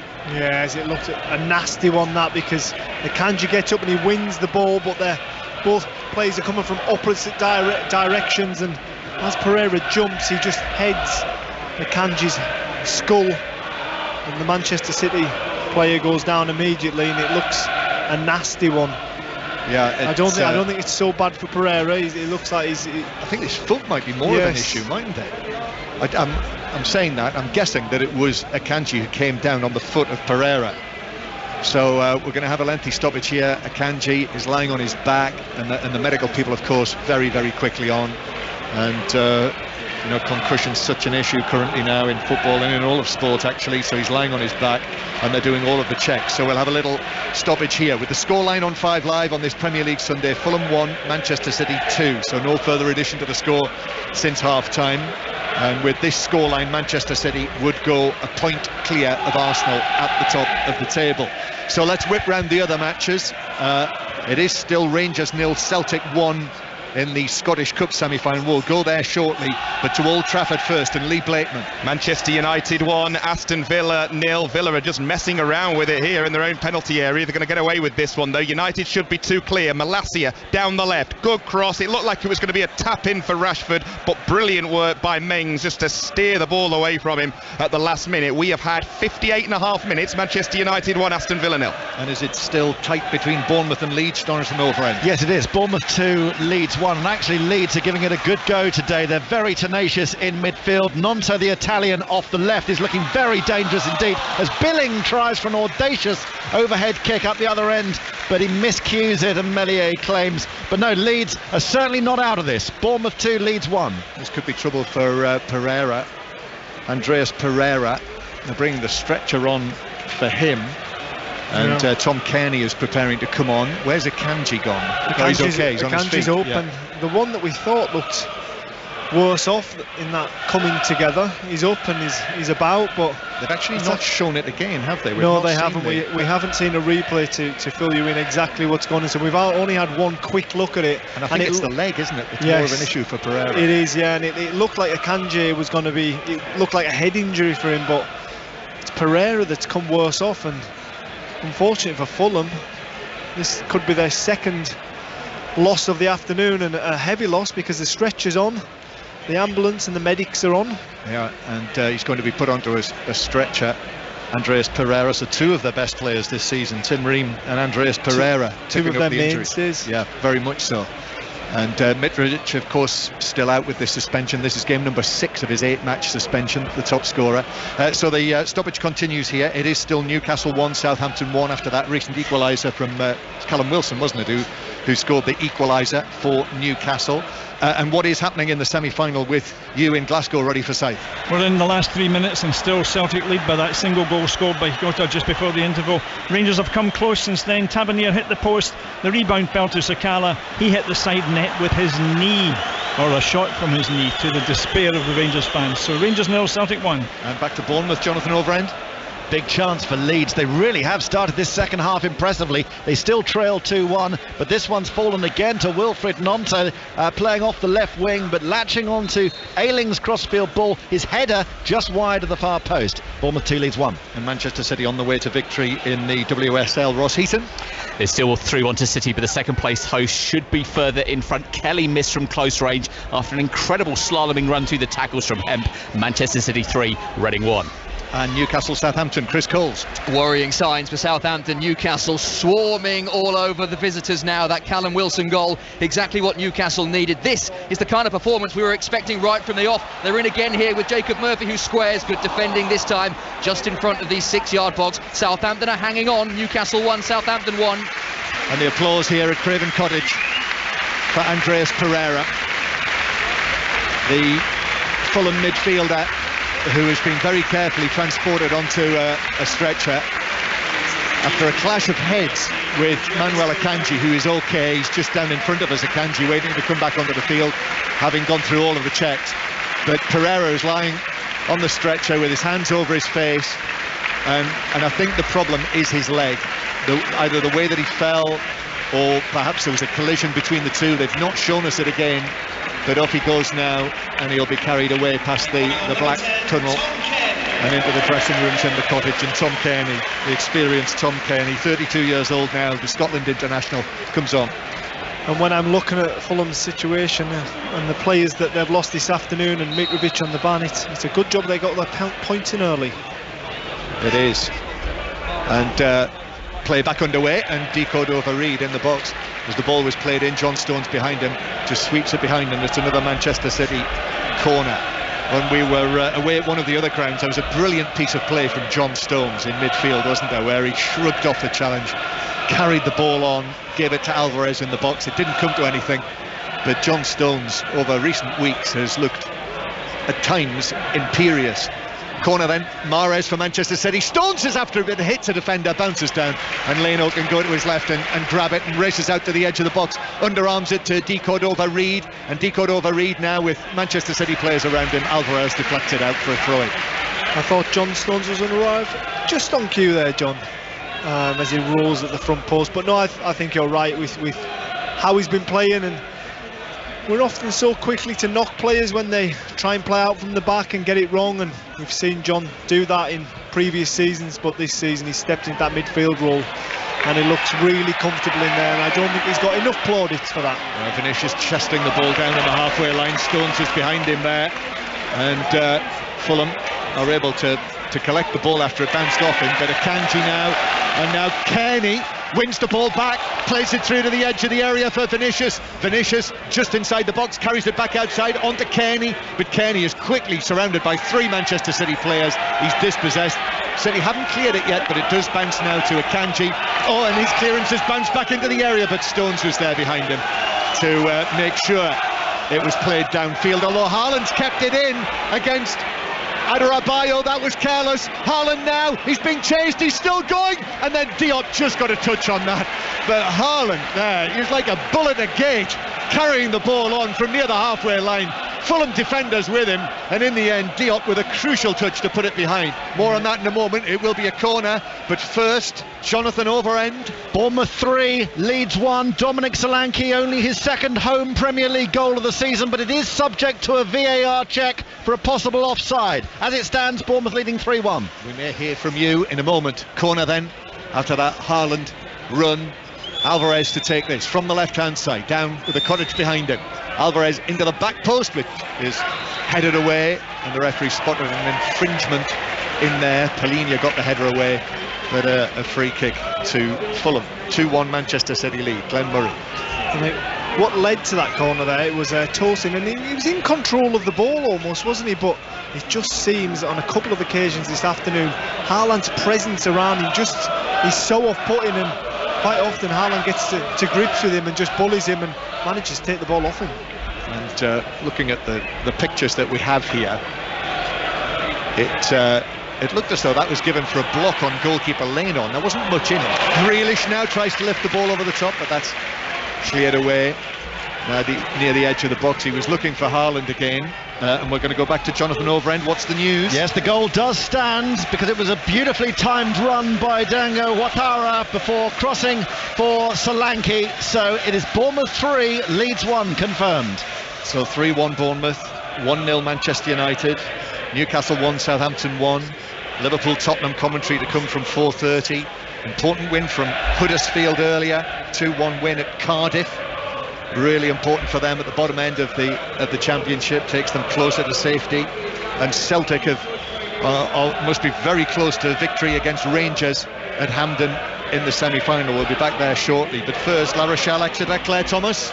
Well, we are now 23 minutes into a hugely physical affair here at the Stade Atlantique, and Ronan O'Gara's La Rochelle lead for the first time. UJ Suteni, the one with the score. Conversion still to come, but they're up in the Bordeaux Sunshine, 12 points to 7. Offside flag is raised as Fulham look to bring it forward. Dicot Overreed, who was over on the far side, will have seen the line that he was looking to take advantage of, and he stepped over it, careless.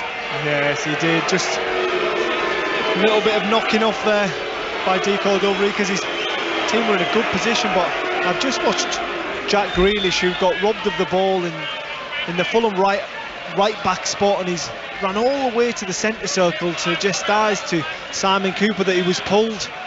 Didn't seem very happy, the Manchester City man. No. As the ball's played back by Akanji to goalkeeper Ederson, who passes it out to Alvarez. And without that third goal, if this is going to be a win... Oh, short back pass! Haaland was almost onto it, but fortunately for Fulham, Leno was also sharp and very quickly out, and was able to get there just ahead of Haaland. I have to say, for a moment there I thought Haaland was the favourite. Fulham breaking forward, Dicot Overreed now on the left hand side with Kearney. Fulham struggling to keep it in, and in fact they can't. It's kept in by Rodri, who then passes it forward to Gundogan, and Gundogan chips it over the top. This is for the run of Haaland against Adebayo, then comes in field, then a challenge from Tete, and he just got the ball. Haaland was so close there to finding a way through again. Keeps peeling off the back of Tosin, who just can't get to grips with the big Norwegian. But you're right, John, this game, Manchester City don't put it to bed. It just is in the balance at the moment, and they're very capable of it, and it looks like they keep... Kenny playing it forward, there's a collision, Ederson, Vinicius with a chance, Ederson recovers, ball bounces out of the area, and the Manchester City goalkeeper did ever so well there. Carlos Vinicius just couldn't drag it away from the Manchester City goalkeeper, who was just inside the box. I did wonder whether he might handle it outside the area, but he did well, scrambling on his knees, got his hand to it, got his glove to it, and Carlos Vinicius couldn't get clear of him. Yes, the odds were definitely not in his favour there, but the Manchester City goalkeeper managed to get a huge pour on the ball, keep hold of it, so Vinicius doesn't have an open net to pass it into. It is quite intriguingly poised. Fulham 1, Manchester City 2. And is it over in the semi-final, Roddy Forsyth? It is indeed. The Rangers are trekking off. Celtic are taking the applause of their fans. Jota's header just before half-time, the key to this game after calamitous errors in the Rangers defence. Rangers did hit the post through their captain Tavernier in the second half. The rebound came to Sakala. He hit the side netting off his knee. And so Rangers are out of the trophy they won last season. Celtic on course for a domestic treble. Rangers 0, Celtic 1. Yeah, so Celtic, Inverness, Caledonian Thistle in the final, and we're looking forward to bringing you so many big commentaries now until the end of the season, all the way through to the Champions League final, which may feature Manchester City, although Real Madrid are in the way in the semi-finals. And I think for the remainder of this match, Glenn Murray, the crowd, the Fulham fans are going to be on to Jack Grealish, who they feel is, well, let's put it this way, goes down too easily. There we go, the pantomime villain of every away football ground in the country, Jack Grealish. Used to be Robbie Savage, now it's Jack Grealish. Question is, who is the better player? There's one for 606 later with Robbie Savage and Chris Sutton. Don't worry, I can answer that one. It's definitely Jack Grealish. Well, he was very good in his own way, Robbie, he said, slightly patronisingly. A free kick goes Fulham's way, hence the cheer. And that was a chance for Carlos Vinicius. And you know, there was a danger there. There was a danger with Ederson scrambling for it, that he might have grabbed at the legs of Carlos Vinicius, but he got a hand on the ball, crucially. 2-1 Manchester City lead. Here's Kearney down. Here's Wilson down the right-hand side. The Welsh international as well. Finds Palhinha. Palhinha's ball in onto the head of John Stones, who's able to head it clear back out towards the right-hand side from which it came, and then Akanji challenges for it. Wilson got a header. The Fulham players are claiming that the final touch was off Akanji, and I think they might be right, you know, but it's given as a Manchester City throw. Yes, they're not happy. Akanji, I think, might have just got a slight glance on the header, and the Fulham fans are on their feet and they're showing how they feel about that decision. Yeah, Simon Long it is on this side of the field, the assistant. Referee Simon Hooper, could be brothers, to throw in, level with the edge of the Manchester City box. 2-1 Manchester City lead. I think it's St James's Park we're going to nip back to. Chris Cole. Still Newcastle 1, Southampton 1, but Newcastle continue to press, continue to probe, continue to create chances. Callum Wilson, a header just over the bar, and Joe Willock's controlled shot. Could be in, yeah! He's challenged by Walker. He goes down, but the ball had bounced back to Ederson, and Ederson was able to grab it, clear it. And referee Hooper's not interested in that, but the Fulham fans, you can hear that they are. You can hear this reaction from the Fulham regulars. They think that might have been, well, they don't think it might have been, they think it was a penalty for Fulham. Yes, they do. You can hear what they think of it. On the first viewing, I was very surprised that Simon Hooper crossed his arms and said no penalty. I'm sure it will be reviewed, but it was Diaz on D. Cordova-Reid, bit of a coming together, holding him off, and I've seen them given. They'll have a look at that. They will be looking at it now, and now there's trouble here between Grealish and Tete, and they've faced up, they collided together, they challenged together, and now they've stood, they've put their heads very close to one another, and referee Hooper has stopped play. And now other Manchester City players have got involved. Vinicius as well for Fulham, and he's been shepherded away by Ruben Diaz. And now it remains to be seen whether referee Hooper had a sight on this. And you can hear the Fulham fans are doing their best to put the pressure on Simon Hooper here. And he's taking his time.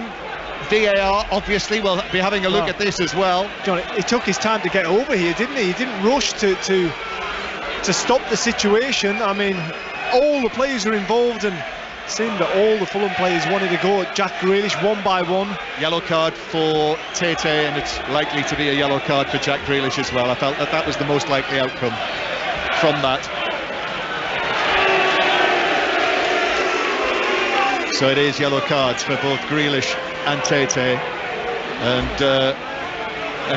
Grealish, having been challenged by Tete, certainly reacted by nudging over Tete. Their heads, their noses actually were right together, and there was contact there. You know, it wasn't headbutt stuff, but it was heads close together. No, it wasn't a headbutt. They were rutting stags, as I think we put it these days. But I wouldn't be surprised if we see the exit of Jack Grealish soon, because the last thing on this run-in that Pep needs is to lose Jack Grealish, who's been a growing influence on this Manchester City's team as the season has progressed. Yes, and remember, as I mentioned, João Cancelo was sent off in the match between the two earlier in the season, which Manchester City only just won with a late penalty. Fulham 1, Manchester City 2. So all of these 2 o'clock kickoffs going on, and then we'll bring you commentary from Anfield at 4:30. Liverpool against Tottenham. What's the team news, Alistair Bruce Ball? Feels like must win for both of these clubs in terms of the race for the top 4. 3 changes for Liverpool from the win at West Ham in midweek. Ibrahima Konate returns to central defence. Jordan Henderson drops to the bench. Harvey Elliott comes in, and Luis Diaz makes a first start since October. Diogo Jota amongst the substitutes. 2 changes for Tottenham after the comeback against Manchester United in midweek. Ben Davies in for Clement Longley, and Kulishevsky starts with Charlatan on the bench. Thank you, Ali. So the great Chris Waddle will be alongside Alistair Bruce Ball for commentary on Liverpool Tottenham from 4:30 on 5 Live and the World Service. And a goal at St James's Park. Chris Coles. Newcastle pressure has told. They lead Southampton by 2-1. It's Callum Wilson again off the bench, thrust into the headlines. Great left foot finish from the penalty spot. Southampton have fallen apart in this second half, and Newcastle have taken full advantage. They lead 2-1. Newcastle have turned it around in the match being played in the WSL, Manchester City against Reading. Ross Heaton. And City are cruising to the win that will move them 3 points from the coattails of table-topping neighbours United. Steph Horton with a whip free kick from the edge of the area. Manchester City 4, Reading 1. Manchester City with a free kick on the right-hand side. Just get a quick update from Bournemouth Leeds. Jonathan Overend. Bournemouth still leading 3-1, but Leeds still pressing hard, and Bournemouth have their goalkeeper and captain Neto to thank for an excellent double save. The first from Cox's header, particularly impressive. Bournemouth leading 3-1. We've had a chance to have a look at the tangle between De Cordova-Reid and Walker. More on that in a moment. But Grealish with this free kick. Akanji at the back post. Haaland with a header across goal. Akanji could be in. Lifted across the 6-yard box. Then it's headed goalwards by Rodri. But in amongst 3 Fulham players, he could only head it tamely, and it looped into the gloves of goalkeeper Leno. So what about that penalty shout that Fulham had for the Walker challenge on De Cordova-Reid, Glenn? I think we've got to praise the referee. I think it was the right decision. I think Walker held his ground. He was strong. He shrugged De Cordova-Reid off, and it wasn't a penalty in my book. Well done, Simon Hooper. You've said that very quietly in the Johnny Haynes stand, where we've got Fulham supporters just over our shoulders here.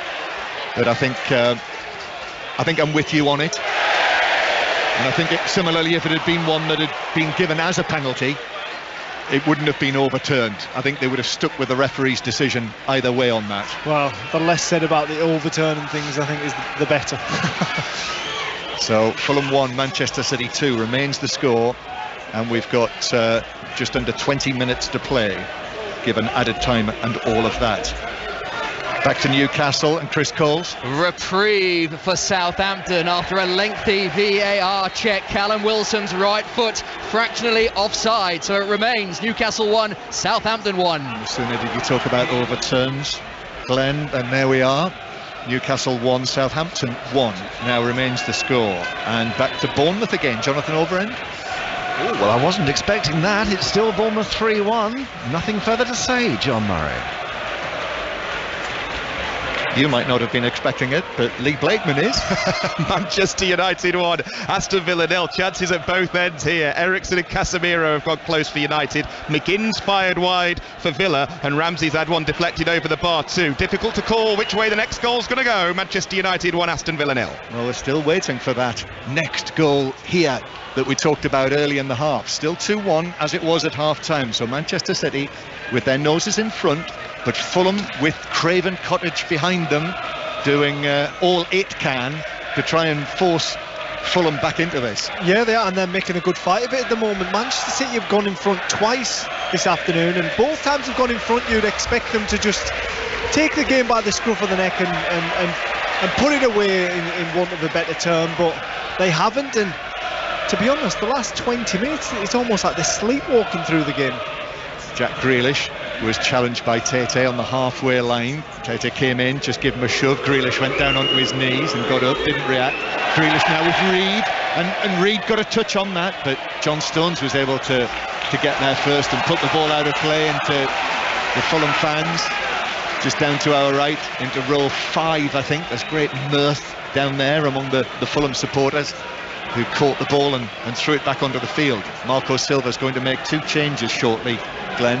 Mano Solomon and Sasa Lukic are going to come on. In fact, they're standing over there in the shadows, waiting to come on as Akanji heads the ball away. Picoed over. Reid! Oh, close!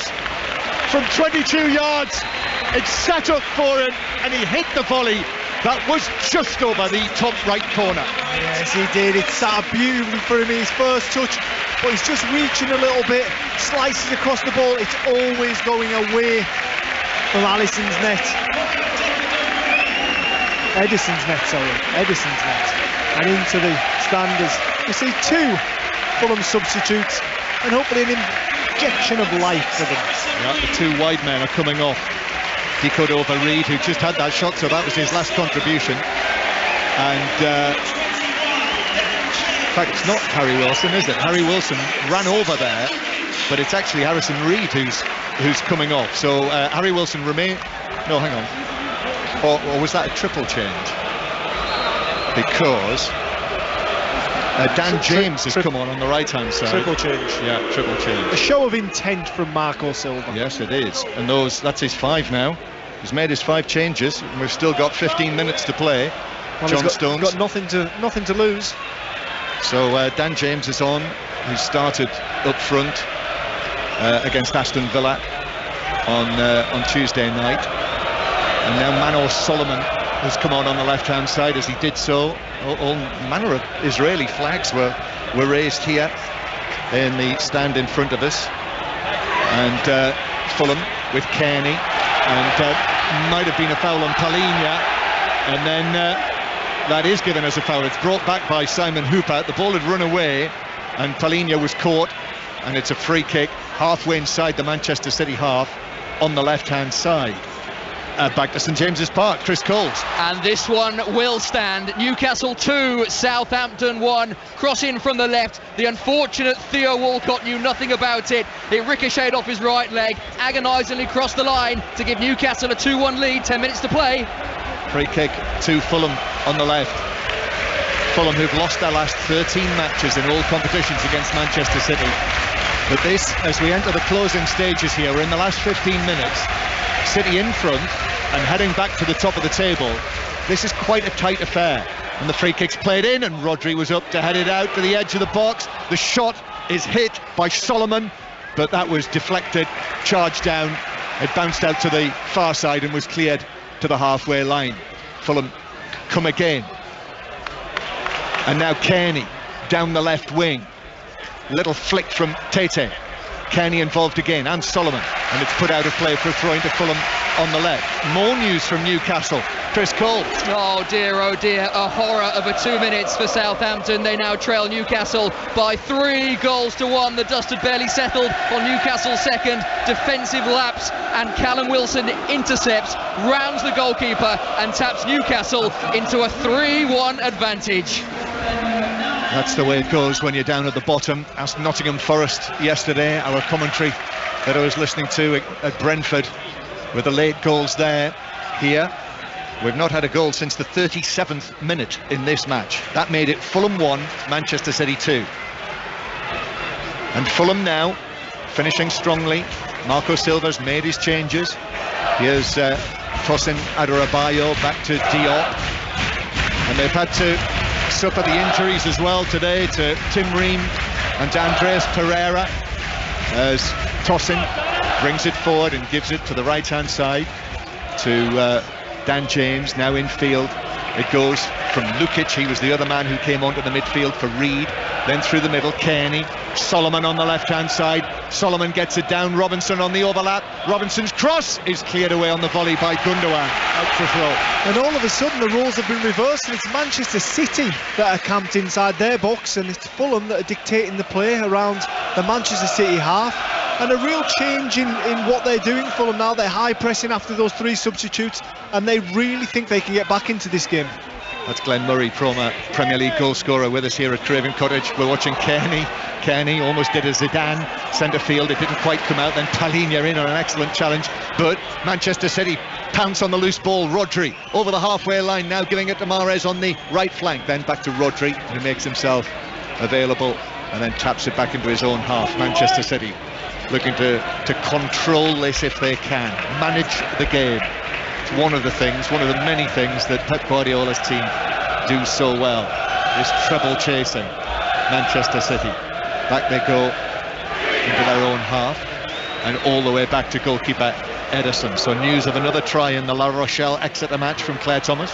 It's the title holders who currently have one giant foot in the Champions Cup final. A yellow card to Exeter's hooker Dan Frost gave their monstrous pack the advantage they needed for captain Gregory Aldrich to charge over from the base of an attacking scrum, and they lead 19 points to 7. Second half of that will be on Sports Extra, simulcast with Radio Devon. But this is Five Live's Premier League Sunday. Listen to the live radio, rewind the live radio on BBC Sounds. And Fulham with Leno. Fulham get anything out of this. Bernd Leno is a key figure in it with some of the saves that he's made today. Here's Kearney, gets the ball down on the halfway line, takes it away from Rodri. Now Tete on down the right wing for Fulham. Manchester City have got men in red and black, back in numbers. Now being carried in from the right hand side by Lukic. Lukic went to his right, turned to his left, and then Diop drives a pass to the left-hand side, which didn't give Robinson much of a chance. He got a leg to it, but couldn't stop it bouncing into the crowd.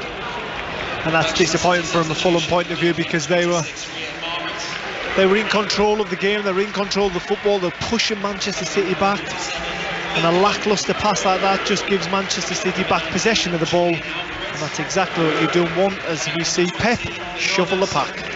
2 changes for Manchester City. So Fulham have made all of their 5. Manchester City now make their first 2. So Mahrez and Alvarez, they're the 2 men who came into the team today for De Bruyne and Bernardo Silva. De Bruyne's got a little problem, doesn't sound as though it's too serious if you hadn't heard that news. And Bernardo Silva comes onto the field, and also Phil Foden coming on for what is his 3rd substitute appearance since coming back after his appendix operation. And Haaland wins a free kick halfway inside Fulham territory. It is we've got now, what have we got, Glenn? 7 minutes plus added time left to go. There might be another goal in this game. It's entirely possible. Well, if there's not another goal, there'll definitely be another chance, John. Yeah. It's just whether either team can convert it. Free kick from over on the right, won by Haaland, who could have added to his now 50 goals this season had it not been for Leno. Grealish to take this, swings it in right-footed, it's gone through everyone. I can't believe no one got a touch.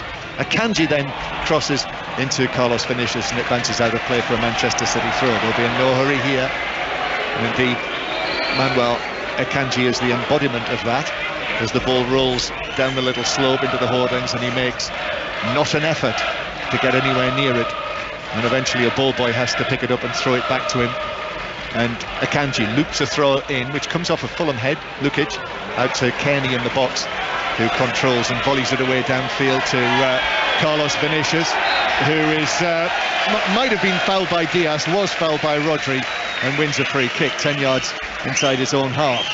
It's that same tactic of fouling the centre forward deep into his own half. But I'm not sure about you, John, but I just feel as though Manchester City are looking a little bit leggy towards the end of this second half. Well, big effort on Wednesday night against Arsenal. You know, they won at a canter, but I think everything that went into that, you know, the talk that there was before it, it's all mental pressure, isn't it, as well as physical pressure, and then to produce in the way that they did. That they are human, despite how they look sometimes. Are they? They are, I can tell you. And you know, there's almost certainly to be an element of drop-off after a night like that, where everyone's saying to them, and I know the message was very different from Pep Guardiola, that you know, you're in complete control now. You've got it won. But of course, if you're the manager, you've got to give the contrary view. Still matches to be played. This is Manchester City's 32nd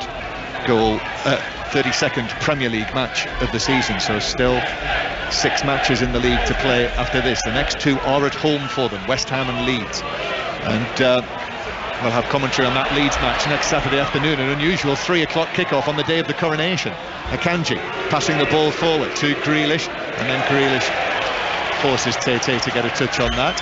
And a little win for Grealish against his nemesis in this match, Tete. I suppose Fulham will talk about whether there should have been a penalty, but I think the feeling for us was that it was the right decision for Walker's coming together with De Cordova-Reid.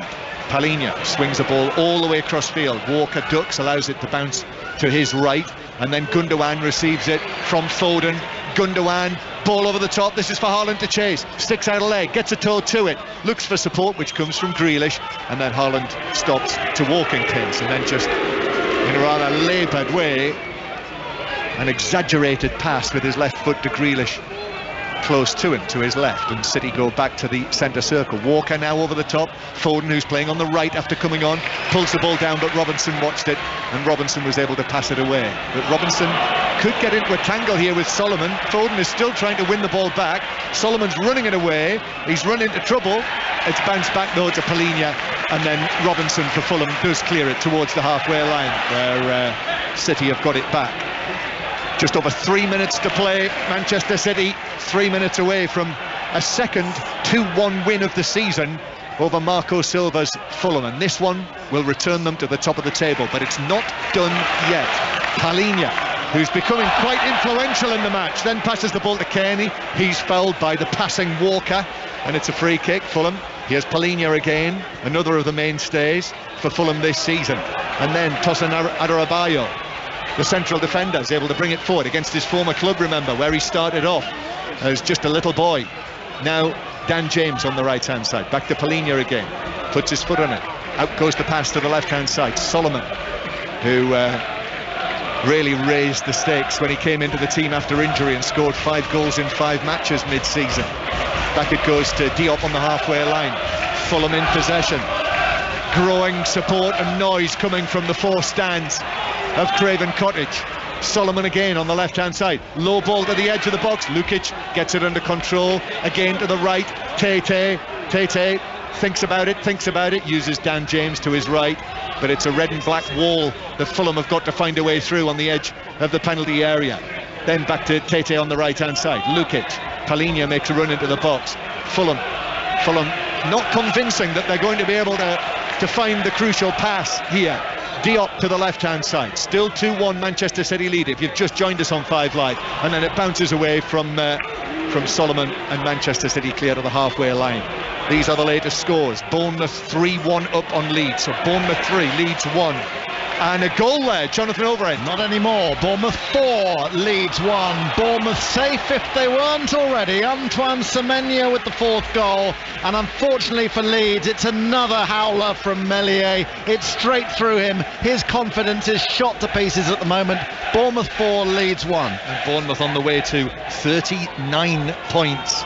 Manchester United still 1-0 against Aston Villa in the Sports Extra commentary match, and Newcastle on the way to victory, having been a goal down against Southampton. And Celtic are into the Scottish Cup final. We'll have more on that at the conclusion of this match, and then Liverpool-Tottenham commentary from 4:30. But the final stage is here, where it is still in the balance. Everything in the Premier League still in the hands of Manchester City, particularly with this scoreline. But Fulham are asking questions. City take the throw, up to 50-goal man Haaland. Now Foden on the right-hand side. Foden takes it on, just slips actually. As the challenge comes in, Robinson's able to get in and play it up to Carlos Vinicius, who's very much the centre forward in this, the big man who's had to hold the ball up when it's come to him, but he's done the job quite well. Bernardo Silva gets there ahead of Tete. Now the ball's being passed to the roundly booed Grealish for his earlier, well, it's coming together with Tete, but also going down too easily in the eyes of the Fulham supporters. And then Bernardo Silva is fouled by Lukic. Free kick to Manchester City. Yes, and the belief's just draining out the stadium a little bit now. Manchester City are inching towards hitting the top just at the right time. Last day of April, May tomorrow. Very much the smell of spring in the air in London. Despite me setting off in winter yesterday, I arrived in London and it had turned into springtime, nearly summertime. Diaz takes the free kick out to the right. Robinson, left-footed, clears it to the halfway line. 90 minutes are up. Was that 8 minutes of added time? It was.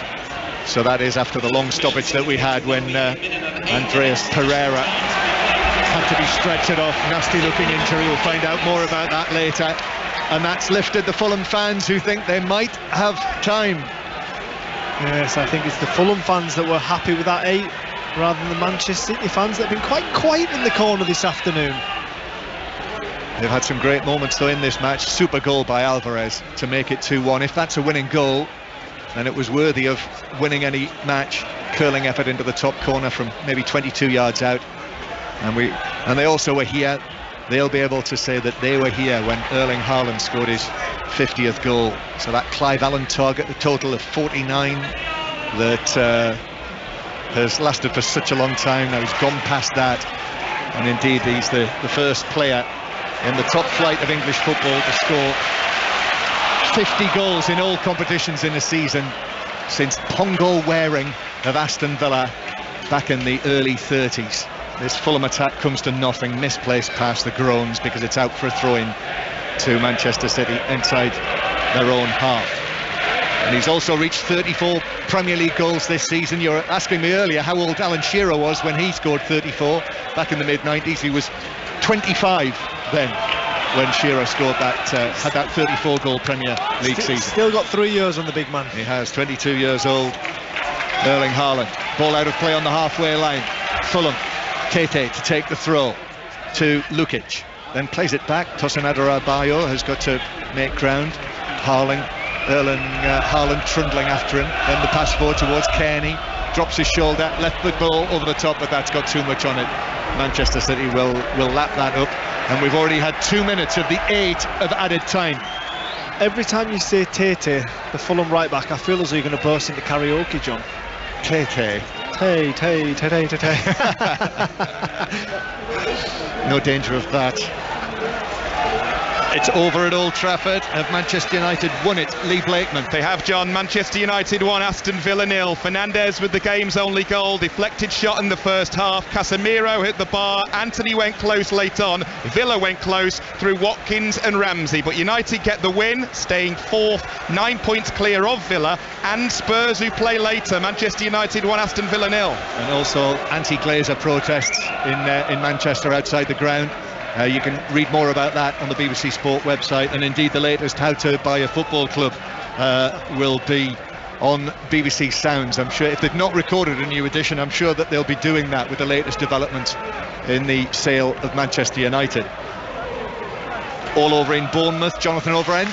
All over, absolutely. Bournemouth 4, Leeds 1. Bournemouth on to 39 points, as you've been saying. What an extraordinary recovery, having been written off by most around the turn of the year. For Leeds, deep trouble now with their fixtures to come. Marooned on 30 points. Bournemouth 4, Leeds 1. Yeah, just above the relegation line, so Nottingham Forest losing, Leeds have lost. Leicester and Everton, big game. Southampton have lost, having been ahead. And Fulham with the ball inside their own penalty area, and Diop just had to get to that ahead of Kyle Walker, who was there inside the penalty area. Still lots of added time to play here. We're in the 4th minute of 8, so still work for Manchester City to close this out. Manchester City on the halfway line. Akanji, Dan James forces him to go back to Diaz.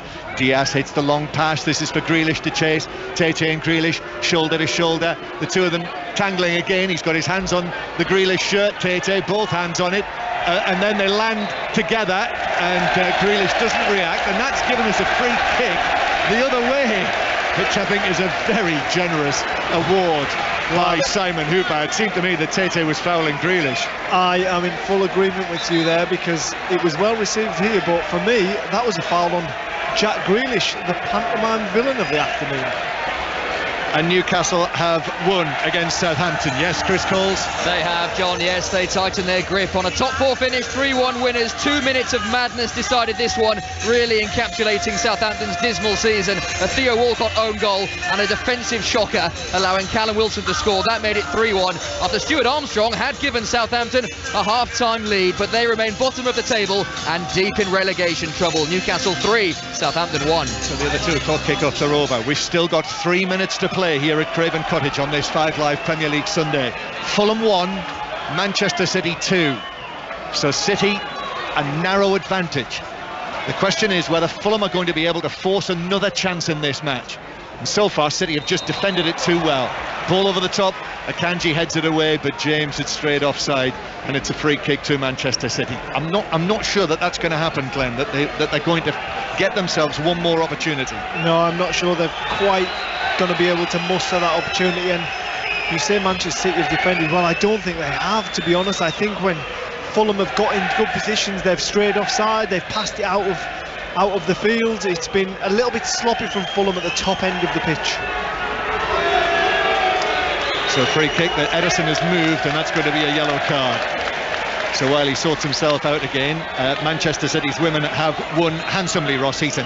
They have. They've won 4-1 to close the gap to the leaders to 3 points. They trailed early on to a Trollsguard strike, but roared back against the bottom club with goals from Kelly, Shaw, Hemp and Horton. They finished Manchester City 4, Reading 1. Erling Haaland hand balls on the edge of the area, and then he lands on top of Tete, so I think he's doing a little bit of work for his mate Grealish there. I think you're exactly right there, John. He just crashed right through the back of Tete, and I think that was for Jack Grealish. You wouldn't want Erling Haaland landing on top of you, would you?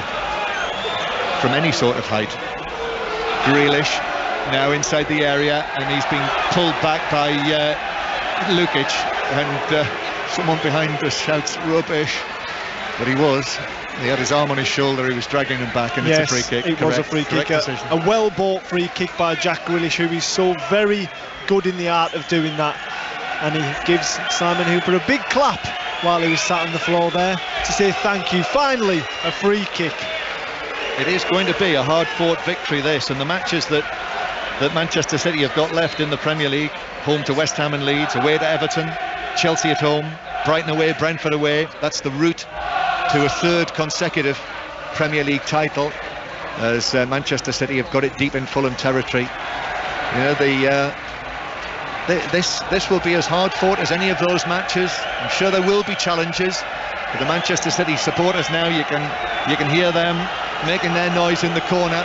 Ball's out of play for what has been given as well. It's Manchester City have delayed taking the throw, and I think that's a yellow card for Kyle Walker, who was running after it, stopped, checked back, and that's for time wasting as well. So Walker and Ederson both booked for time wasting. Eventually he takes it, Walker to Haaland, who's going to keep it next to the corner flag. In fact, he's done well to play it out for a throw-in off Solomon. So another throw-in to Manchester City. This is taking the clock down, and we've now only got 10 seconds left, if that. It bounces behind off Robinson, and it's a corner to Manchester City, and I think that's going to be the end of the action.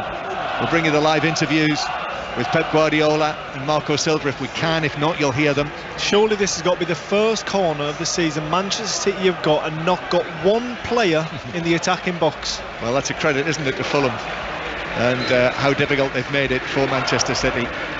But they are seconds away as they take the corner and win another one. Took it short, played it off Kearney. It's behind, another corner to Manchester City. In fact, it's out for a throw this time. The throw to be taken by Foden, who's spinning the ball basketball style. Takes the throw to Rodri. Simon Hooper is waiting. No whistle yet. There has been the time wasting, so he's allowing play to continue, and Diop playing it across his 6-yard area. And then Leno, right-footed ball downfield. No sign yet that Simon Hooper's going to blow the whistle. Tete volleys it forward. Diaz is underneath that, and there it is. The final whistle goes, and Manchester City are top of the Premier League on the last day of April. They've overtaken Arsenal. They're a point clear with a match in hand. They were given a test here by Fulham, but they've come through it, and that is now 8 Premier League wins in a row. That is the best run that anyone's put together in the Premier League this season, and now they're on top They are not looking back, they're looking forward, and they're looking forward to another Premier League title. Glenn Murray. And ultimately that is the key to winning Premier League titles, to not be at your best and still be able to grind out wins away from home, especially when Fulham were asking questions and never gave up on this game. Manchester City managed that extra time there really well, and I think it's a deserved 2-1 victory, and they hit the Premier League summit just at the right time. Yeah, just is the word. By 2-1. Both matches between these teams this season have finished at the same scoreline, 2-1. Pep Guardiola's had a right moan to Graham Scott, the fourth official. What did you spot out there as well, Glenn? I spotted the Fulham fans singing "You're going to cry in a minute" to Jack Grealish, who just swiveled his finger at them as if, come on, bring it on, give me a little bit more. I love it. Yeah, he's the winner, that's the point. He's come through. Manchester City have won it, so we've seen Erling Haaland score his 50th goal of the season. That was from the penalty spot early on. Carlos Vinicius volleyed one back, an excellent finish from him. But Julian Alvarez's 37th minute goal, which is a really good one. Watch that on Match of the Day 2 tonight. Brilliantly finished. That's the match winner, and it's the Manchester City fans who are applauding with their hands above their heads as the Manchester City players come over to join in with them. Yes, they are, and you can tell it's nearly summertime because the pitches are drying up a little bit, and I just seen John Stones take his boots off as soon as the final whistle went, because I'm sure his feet are on fire. He's covered so much ground. Pep Guardiola comes over, gives him a massive cuddle, because he was extremely confident and assured in the middle of the park today as Manchester City celebrate with their fans. Erling Haaland, the 50-goal man, shaking his fist and enjoying every moment of it. Great Manchester City scenes in the corner of Craven Cottage. This is the first time Manchester City have been top since Arsenal went back above them on February the 18th. But this time, they might not let it go. Fulham 1, Manchester City 2. Glenn, I feel like I should just check which finger Jack Grealish swiveled toward the Fulham fans. Put it this way, it wasn't his middle one. Good, just checking. We should have a quick word on Julian Alvarez, because he's been such an important signing, and obviously Erling Haaland gets all the attention and all of the plaudits. But if they go on to win the league this season, then that goal could be